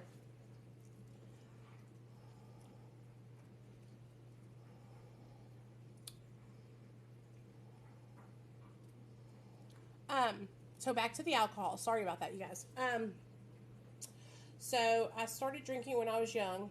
I've always been an alcoholic, you guys. Always. I would drink every weekend.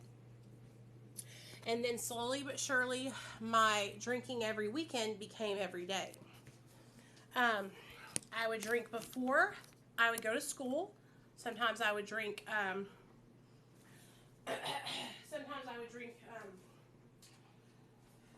vodka. Sometimes I would drink beer. But I was drinking a lot when I was 17, 18 years old.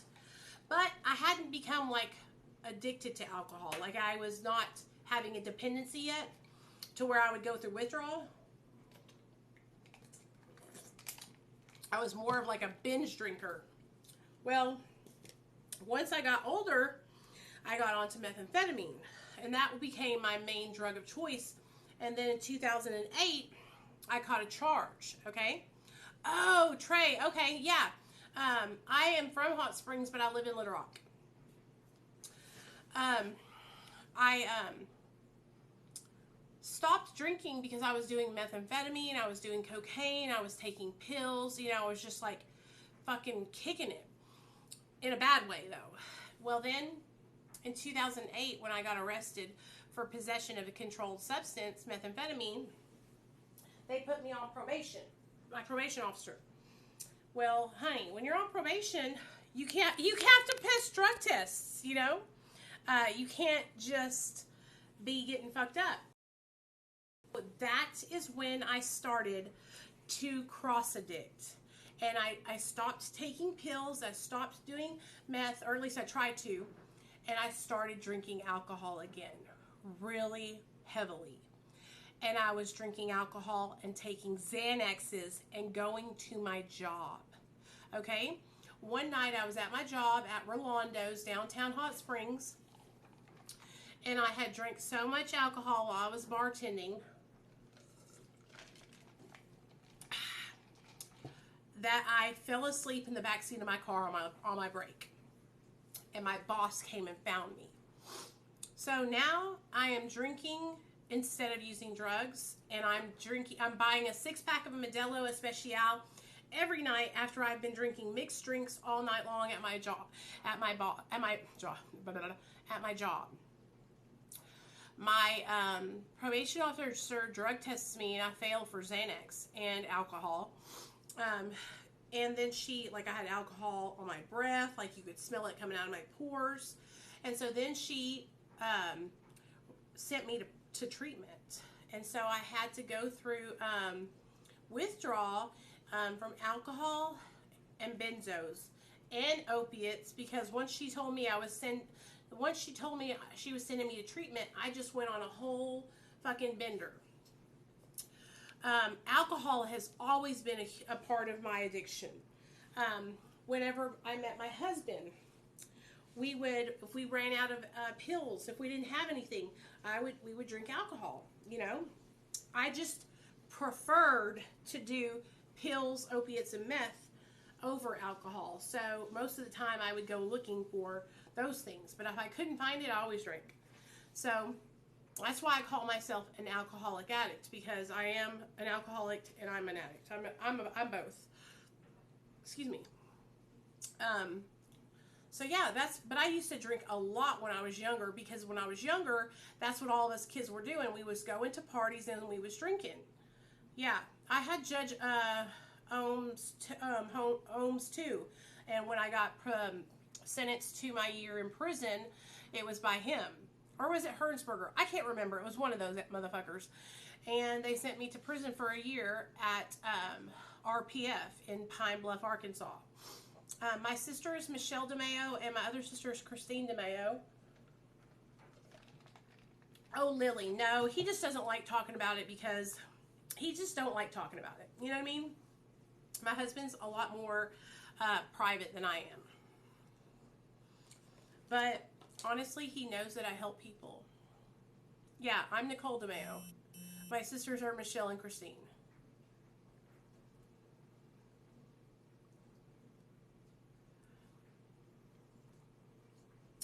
Yeah. Trey, you need... Let me see. Was that your... I thought that was that one guy's page. Was that your page or his? Brianna, you know where Rolando's is at? Are you in Hot Springs too? How many of you guys are in Hot Springs? This is so wild. I love this.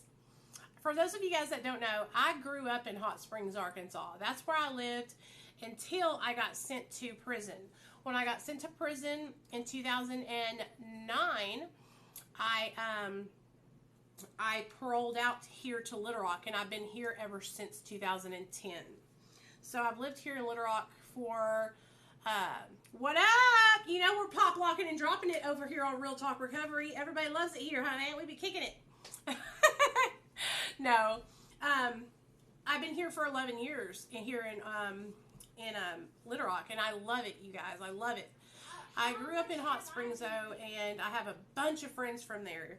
But that is where my addiction, like, really got out of control, you guys. That's how I got mixed up with methamphetamine, was Hot Springs, Arkansas. There's a leak in here. Will you get a towel from upstairs, please, so I can put it down? Is there a leak in here? I think it's coming from underneath the bed, door. Go get me a towel, baby. A big one. From upstairs. First tell you something. There's this this person used a highlighter, and they put other markers in the highlighter, and then it did a rainbow highlighter. Can I try that if I wanted to? Because before I thought I saw a highlighter in there. Yes, Dave, I do. Before I thought I saw a highlighter. Dave, you want to say hi to everybody? I've got a full room. This is my son, y'all, the one I fought to get back. Why does your camera look weird? Because it's your old phone. Say, Nate, whose life did you save? My buttholes. No, whose life did you save? Mommy's. MONS. He saved my life. How did you save my life? Because you saved me from drugs, right? Yeah. He saved my life. Mom. Yeah. I thought I saw a highlighter in there. Go grab it. You can turn the light on the side. Go ahead. Move that out of the way. Don't be scared. Push the button right there, and it'll put the light on. Can you come over here? Oh, come on, man. Push the button right there. I'm right here. Hold on. I got a full house. I got to keep them entertained, or else they're gonna leave me. I'm Jordan Aubuchon, Corey Aubuchon, Roy Blue. Oh, yeah. Listen to me, Trey. I used to live over there. LD was my ex-boyfriend. Do you know who LD Checots is? Mom. That was the guy that I dated for like 6 or 7 years. Go, baby. I'm scared. There's still a dark. And Shannon Jones, Sarita Rodriguez, all those motherfuckers. I used to get high with all them. Okay, sorry guys. I know people are coming in here that I know from real life. So anyway, I moved out of Hot Springs when I got my charges. Thank you, buddy. And I paroled out to Little Rock in 2010. I did a year in Pine Bluff, came out, paroled out to a halfway house, and got sober. Now, I stayed sober for 9 months when I got out of prison, you guys. And I remember when I got out of prison, I weighed about 210 pounds. About the same size I am now. Mm-hmm. Okay, so... And when I got out of prison, I moved into the halfway house and I started kicking ass and taking names on my sobriety. I got a job working for Kroger, and I was working my ass off, you guys. But the thing that happened was, instead of focusing on my sobriety, I started focusing on my job. And hold on, this is a good area. Hold on, let me get my other phone. I think I might record in here. Sorry about that, guys. I started working for Kroger as a manager. And so I was working my ass off for Kroger. I relapsed after 9 months of sobriety. So, yeah, buddy. You have a paper? Here you go. Hey. So, let's do something fun, you guys. I want to pick a winner. How many people are in here? 46 people, okay? We're going to do a special giveaway. Who wants to win 25 bucks? Anybody in here want to win 25 bucks? Anybody in here want to win 25 bucks? I do. Okay. Can I win 25 bucks if I want to? If I did something? Yeah, this piano sounds like shit, though. Let me play it for y'all. What? It's an older piano, y'all. Why do you think it sounds like bad? Because it's not tuned. Y'all want to win something? Okay. First of all, let me play y'all a song, okay? It kind of worked while I turned it. Are y'all ready? Here we go. All right, here we go. Stop!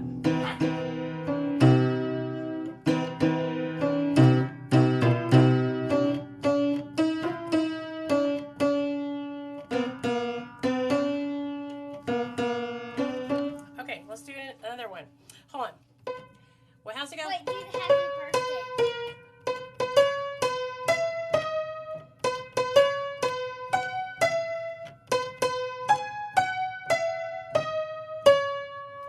Now can you do a high pitch on it? I am talented, Can baby. you do a high pitch one? Wait. And then low pitch.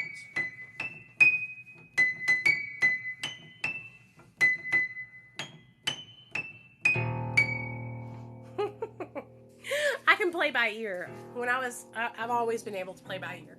That's why I was so good when I played clarinet. I was second chair because I could play by ear. See, I had so much talent growing up, you guys, and I didn't utilize any of it because I got on drugs. That's why I'm trying to help you guys and teach you guys that drugs don't pay. Getting high will ruin your life. I was so smart, I was so talented, and I screwed off half of my life, 15 years of my life on drugs. And so I don't want you guys to make the same mistakes I made, okay?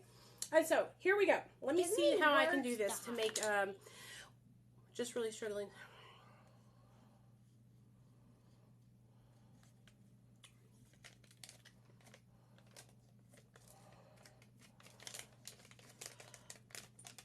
Sorry, guys. This. I was on methamphetamine, cocaine, oxy, Xanax, all kinds of drugs. It's okay. You can draw on it. No, don't draw on the floor, though. Make sure you put the lids on it. Yes, Brianna, I played clarinet, girl. Yes, so my little boy understands that Mommy had an addiction. And he understands that I was really sick and I made some really bad mistakes, honey. Yeah, can you draw some words on there? Like what kind of words? Just any words. Okay.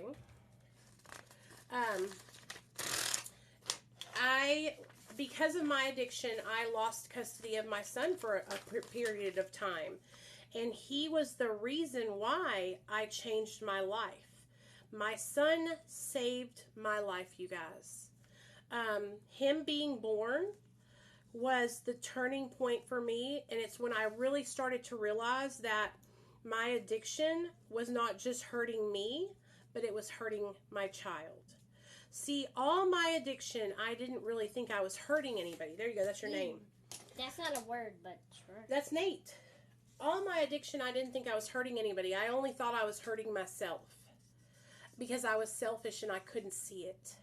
But now, and when he was born, that's when I started to realize, wow, I'm fucking up. I'm fucking up and I got to make a change or I'm going to lose my child. You know, forever. Good job. And so when he was born, I knew right away after he was born that things needed to change, but I was unable to do it because I did not have the tools. I didn't know how to get and stay sober. And so him getting taken away from me was what woke me up and made me realize, hey, I've got to do different. I've got to do better. Right, brother? And now he's been with me for, since he was... There's a mosquito in Say hi to everybody. He's been with me since I got him back in July of 2016. I got full custody back of him, and my case was closed in July 2016. So Nate's been back with me for 5 years, almost 5 years. This July will be 5 years. This is the holy pin. Yep. And so he doesn't remember not being with us. Do you remember that, Nate? No. I had a dream before that. I think I had a dream before where I go downstairs and there's nobody in this house. Really? Yeah. So, but you don't remember, like, living with any other family? You don't at all? How long was he away, or was he with... He was with a foster family. So when Nate got taken away, he went straight into foster care. They would not allow my mother-in-law or father-in-law to take custody of him. What about my butt cheek? No butt cheeks either. Aww. And so he went into foster care with an amazing young couple. They were younger than me.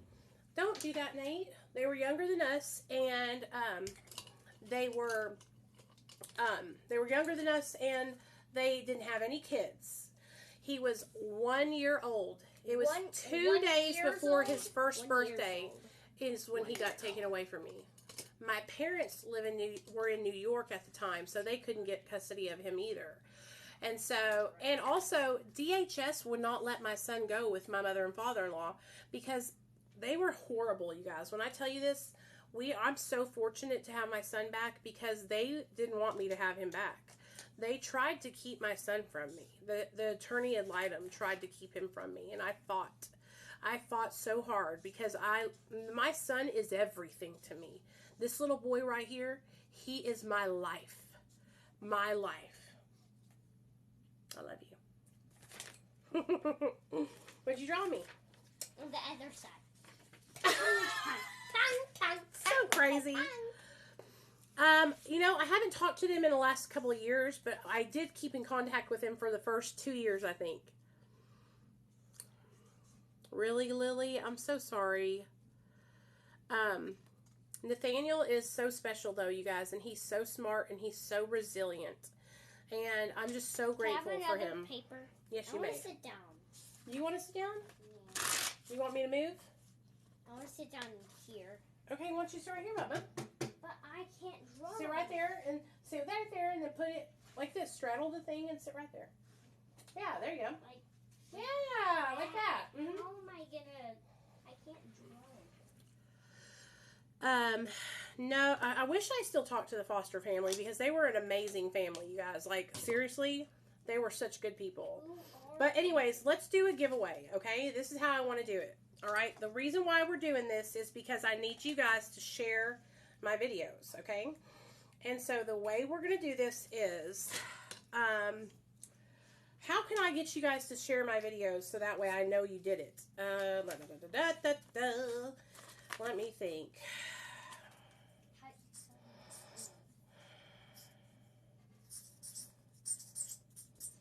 can't think of a way to do it. Well, we'll figure it out. I got to think of a way to do a giveaway.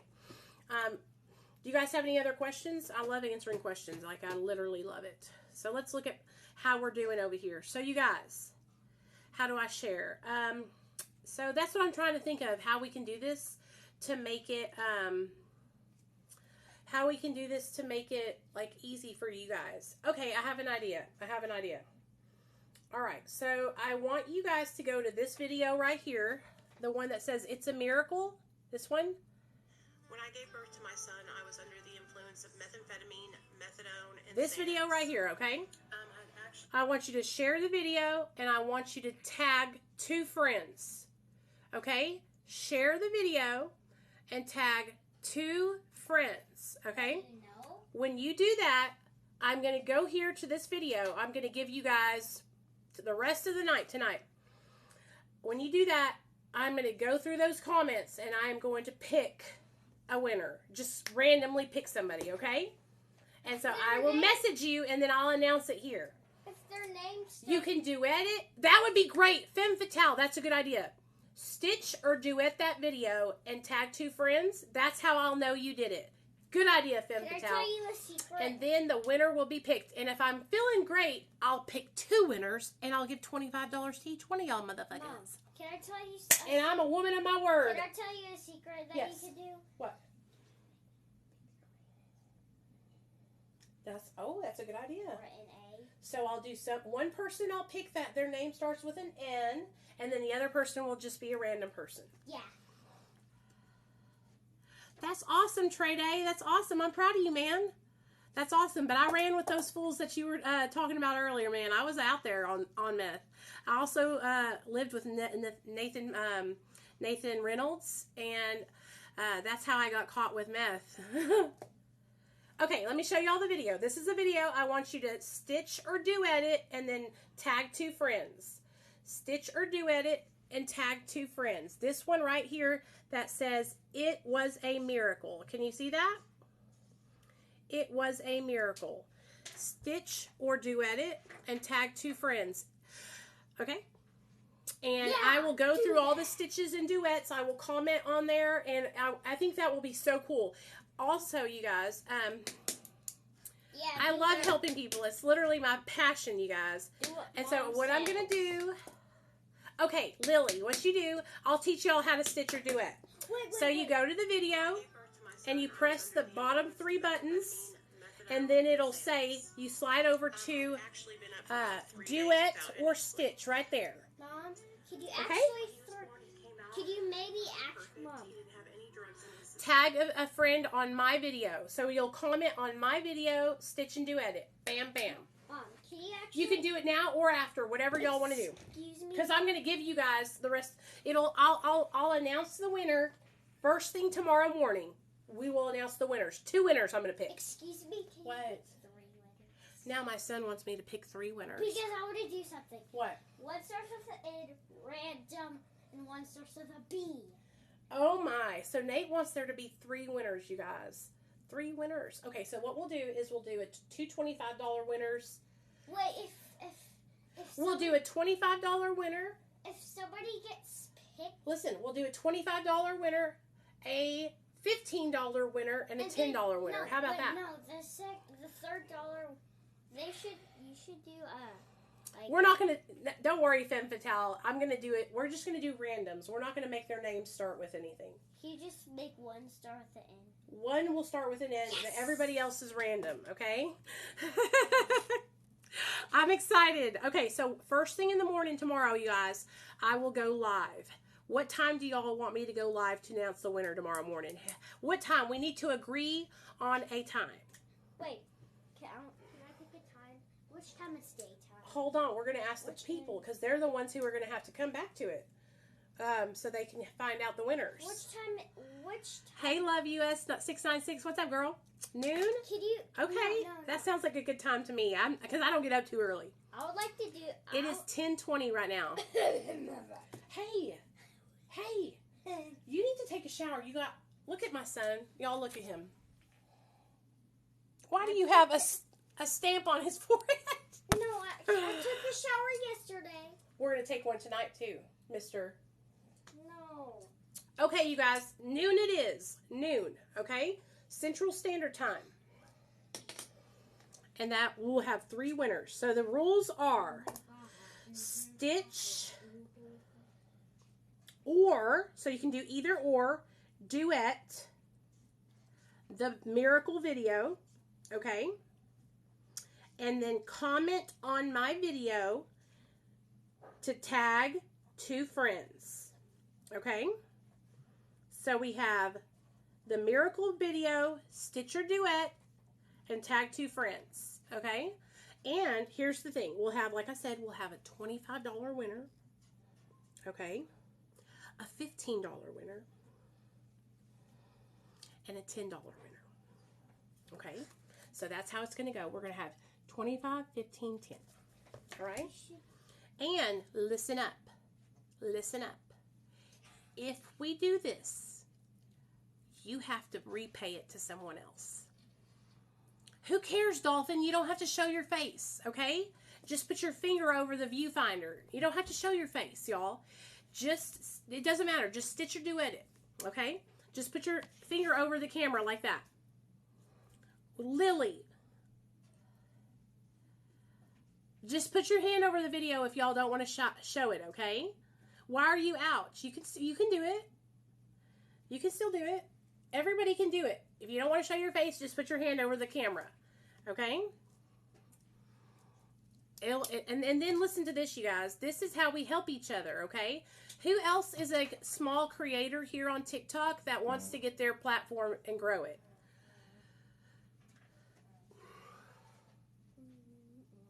Girl, it don't matter. Look through the comments of my videos and just pick 2 people. It doesn't matter, okay? Just tag 2 random people. Press the @ sign and just whatever it pulls up, you just tag those people, okay? And you do have friends. You're here with us. So stop saying that, okay? You have friends because you're hanging out with us. So,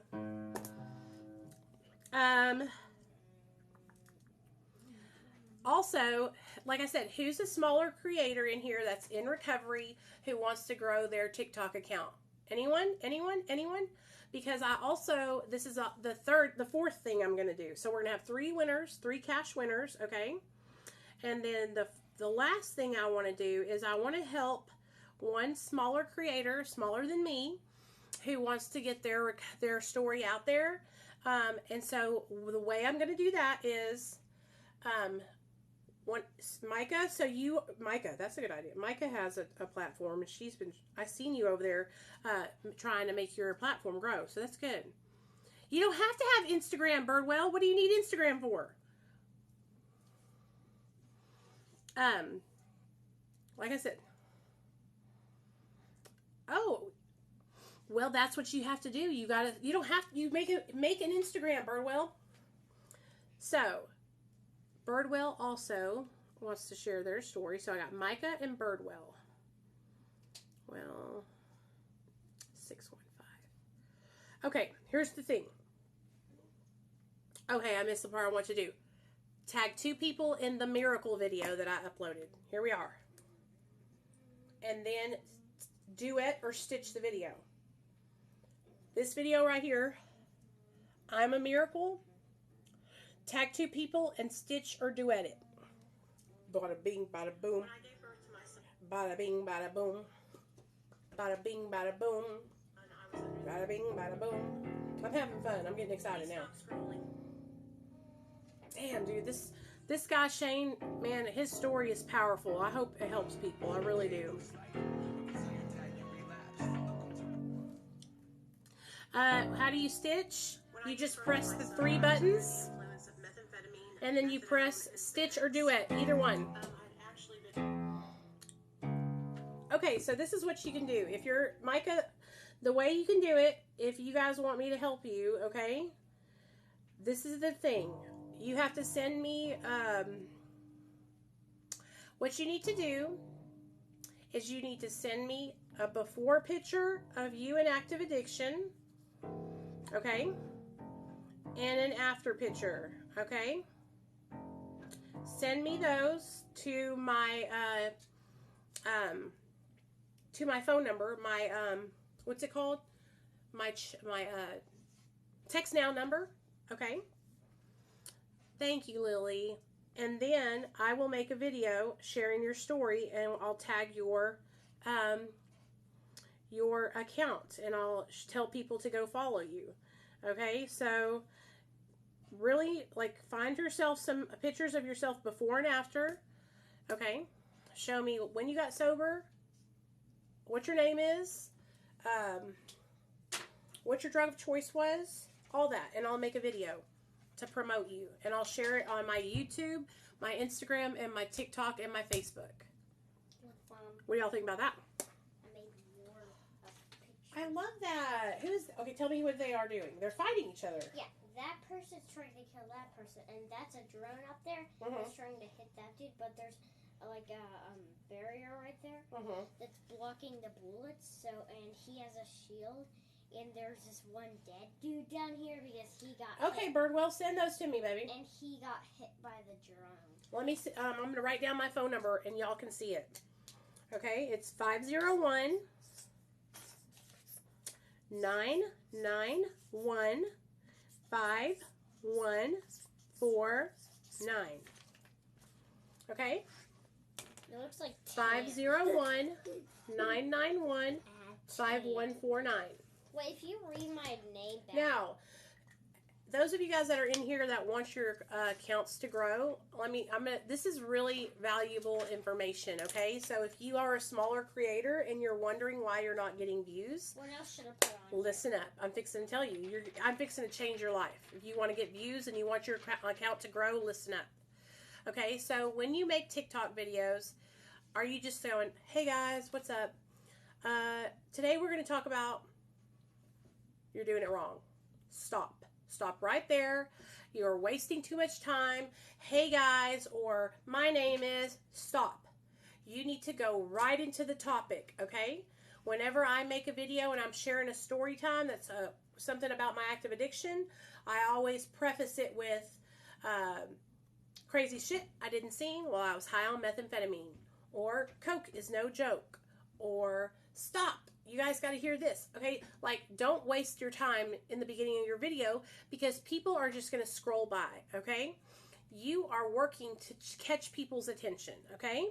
That's what you're trying to do. So when they're scrolling, you want them to think, I want to stop and watch that video, okay? What is different about your video that's going to make them want to stop and watch it, okay?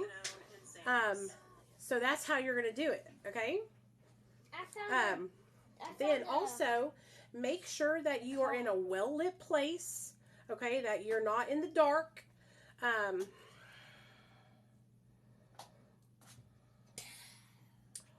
Oh my gosh, this lady followed me. Yay. Oh my gosh, you guys. This lady followed me, and I follow her already, and she's so sweet. Look. Good morning, bitches. I love this lady. Good morning, bitches. Good morning, oh my God. Let me message her. Oh my gosh, I love you. I love this lady, you guys. She's so cool. Hey, televangelist, what are you drinking? Alcohol? Maybe look and you'll see.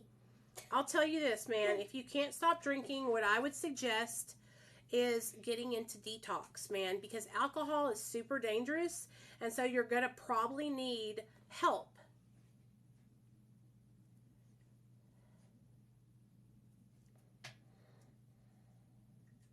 What else should I put on here, Mom?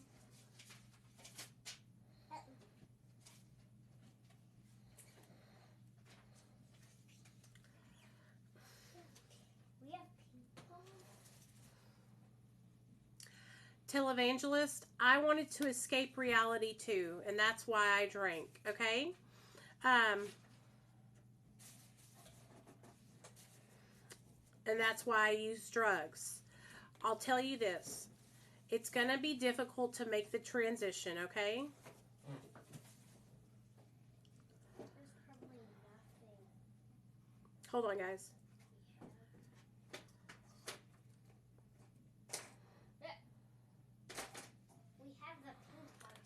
I know it's hard. I don't want you to feel like you're alone, because you're not alone. Okay? You're not alone.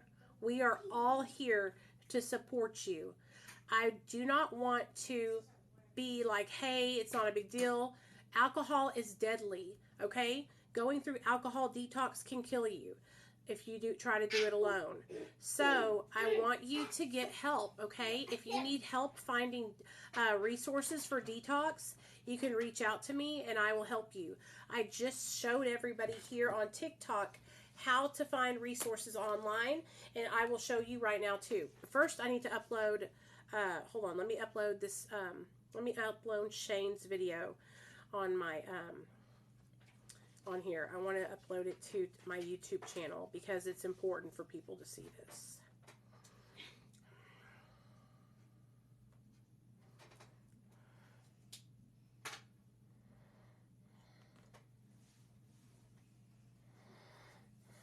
Okay.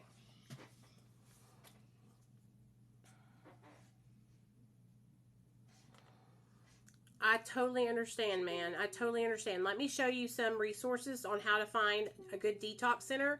What state do you live in, hun?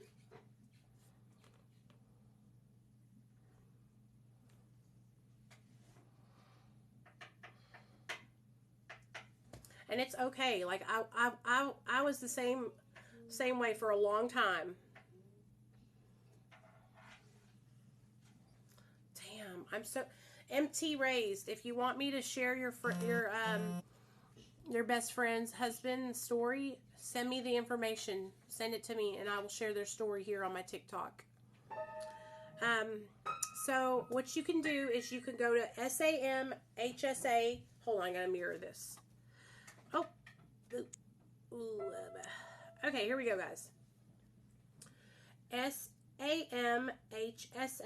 Okay, you can go to this website, and there's going to be a thing that says Find Treatment at the top. You press that button, and it goes to the treatment locator. Okay, then you're going to slide. You're going to pick what treatment you want.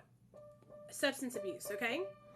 Okay, honey. Yeah, get permission first, and I would love to share their story. Then you're going to come down here. You're going to type in the zip code of the state that you live in and the city, and it'll pull up all the treatment centers in your area that you can call and get help at. Okay? Look. Simple Dimple. Simple Dimple. Simple Dimple, baby. Right, Nate? Same thing with buprenorphine. If y'all need Suboxone treatment, okay? They have a buprenorphine practitioner treatment locator, okay? And you can literally go there. Look. Look, look, look. Hey, Miss Lobster. You guys, I'm here to help you, okay? I'm here to help you. I will help you with resources, anything I can do, all right? But you got to let me know what you're looking for. And if I give you the information, you got to use it if you want to get help. I can't help you if you don't use the information, you know? I can sit here and tell you until I'm blue in the face, y'all. But this is how they will pull up all the doctors in Arkansas that, or wherever state you're in, that can prescribe Suboxone. Easy peasy chicken deasy, y'all. Excuse me? Yeah. What else should I draw on this? I want you to draw a bird. So, I don't know what I'm gonna draw on, so I'm gonna draw.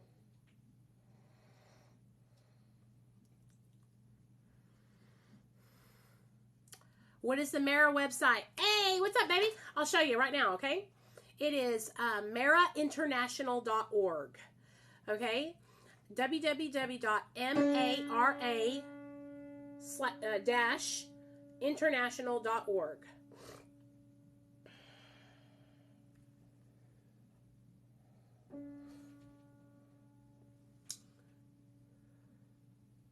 Hey, what's up from North Florida?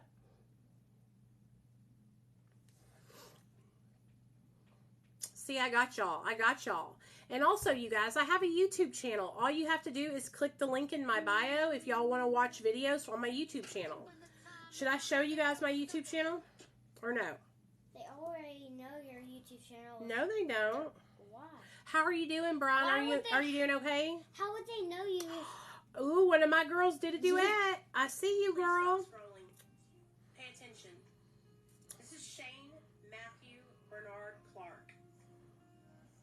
is 30 years old, and he was born March 1st. Now, why do folk go to something? Y'all want to see the YouTube channel? Okay, here we go. Because I know a lot of y'all don't even know about my YouTube channel. Here we go. Real Talk Recovery with Nicole. And you guys, I literally put a playlist of my story that we did here on TikTok. Okay, so I've got you guys covered. Okay, I got y'all covered on all the content.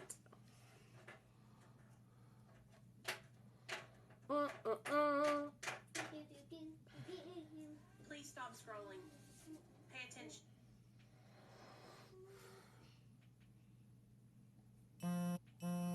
Oh my God, that's awesome, dude. TikTok is awesome, isn't it? People want to help you, and they will help you, you know? Who? I have to be real careful about stuff like that here because I don't want to, like, I'm careful about how I use my platform, because when I do finally do something like where I help somebody, I want to be able to, people to trust me when I ask them to help me, you know what I mean? How long do you have to do it or stitch it? Well, tomorrow's, I'm announcing the winner tomorrow at noon. Tomorrow at noon, baby. I'm excited, you guys. I love giving people stuff. I love surprising people and doing stuff like this. So I hope you guys understand that. I really do enjoy doing this. I love helping people. Dolphins, it didn't show up, sweetie. I don't know what you're commenting. It's not showing up, hun. I don't know why. It's okay.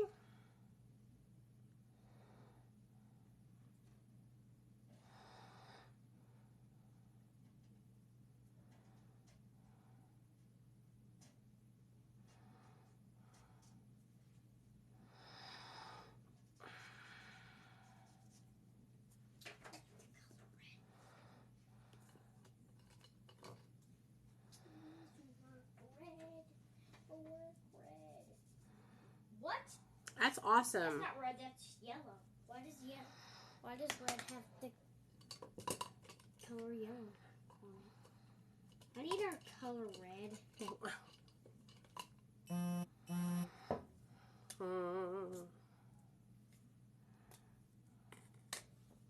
It's not showing on my end, Dolphins.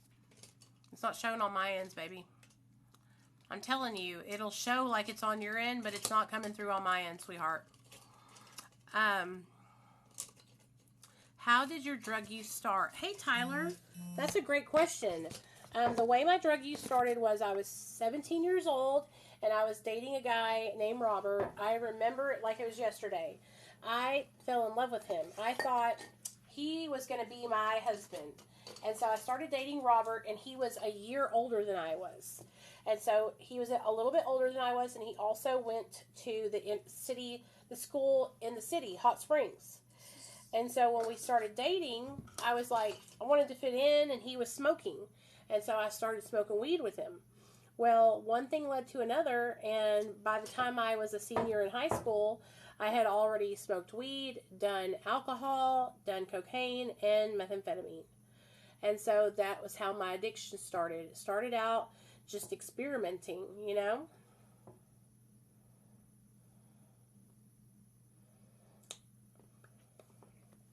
So that's how it started, baby. You know what, you guys? I'm tired. So you ready to go to bed, buddy?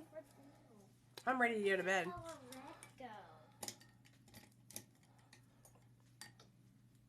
Hey, baby Jean. No, Shane passed away in February, and that video was to help bring awareness to overdose. His sisters actually reached out to me and asked me to share his story. And also, my friend Rachel didn't make it. She passed away yesterday morning. And so it's been, yeah. Yesterday or? It's been really hard, you guys. Like 2 days ago. I don't want to lose any more people. And I'm losing people left and right. And so it's really, really important to me. I'm trying to I'm trying to spread the word to let people know that, you know, addiction is deadly, and you don't have one more left in you guys. Okay?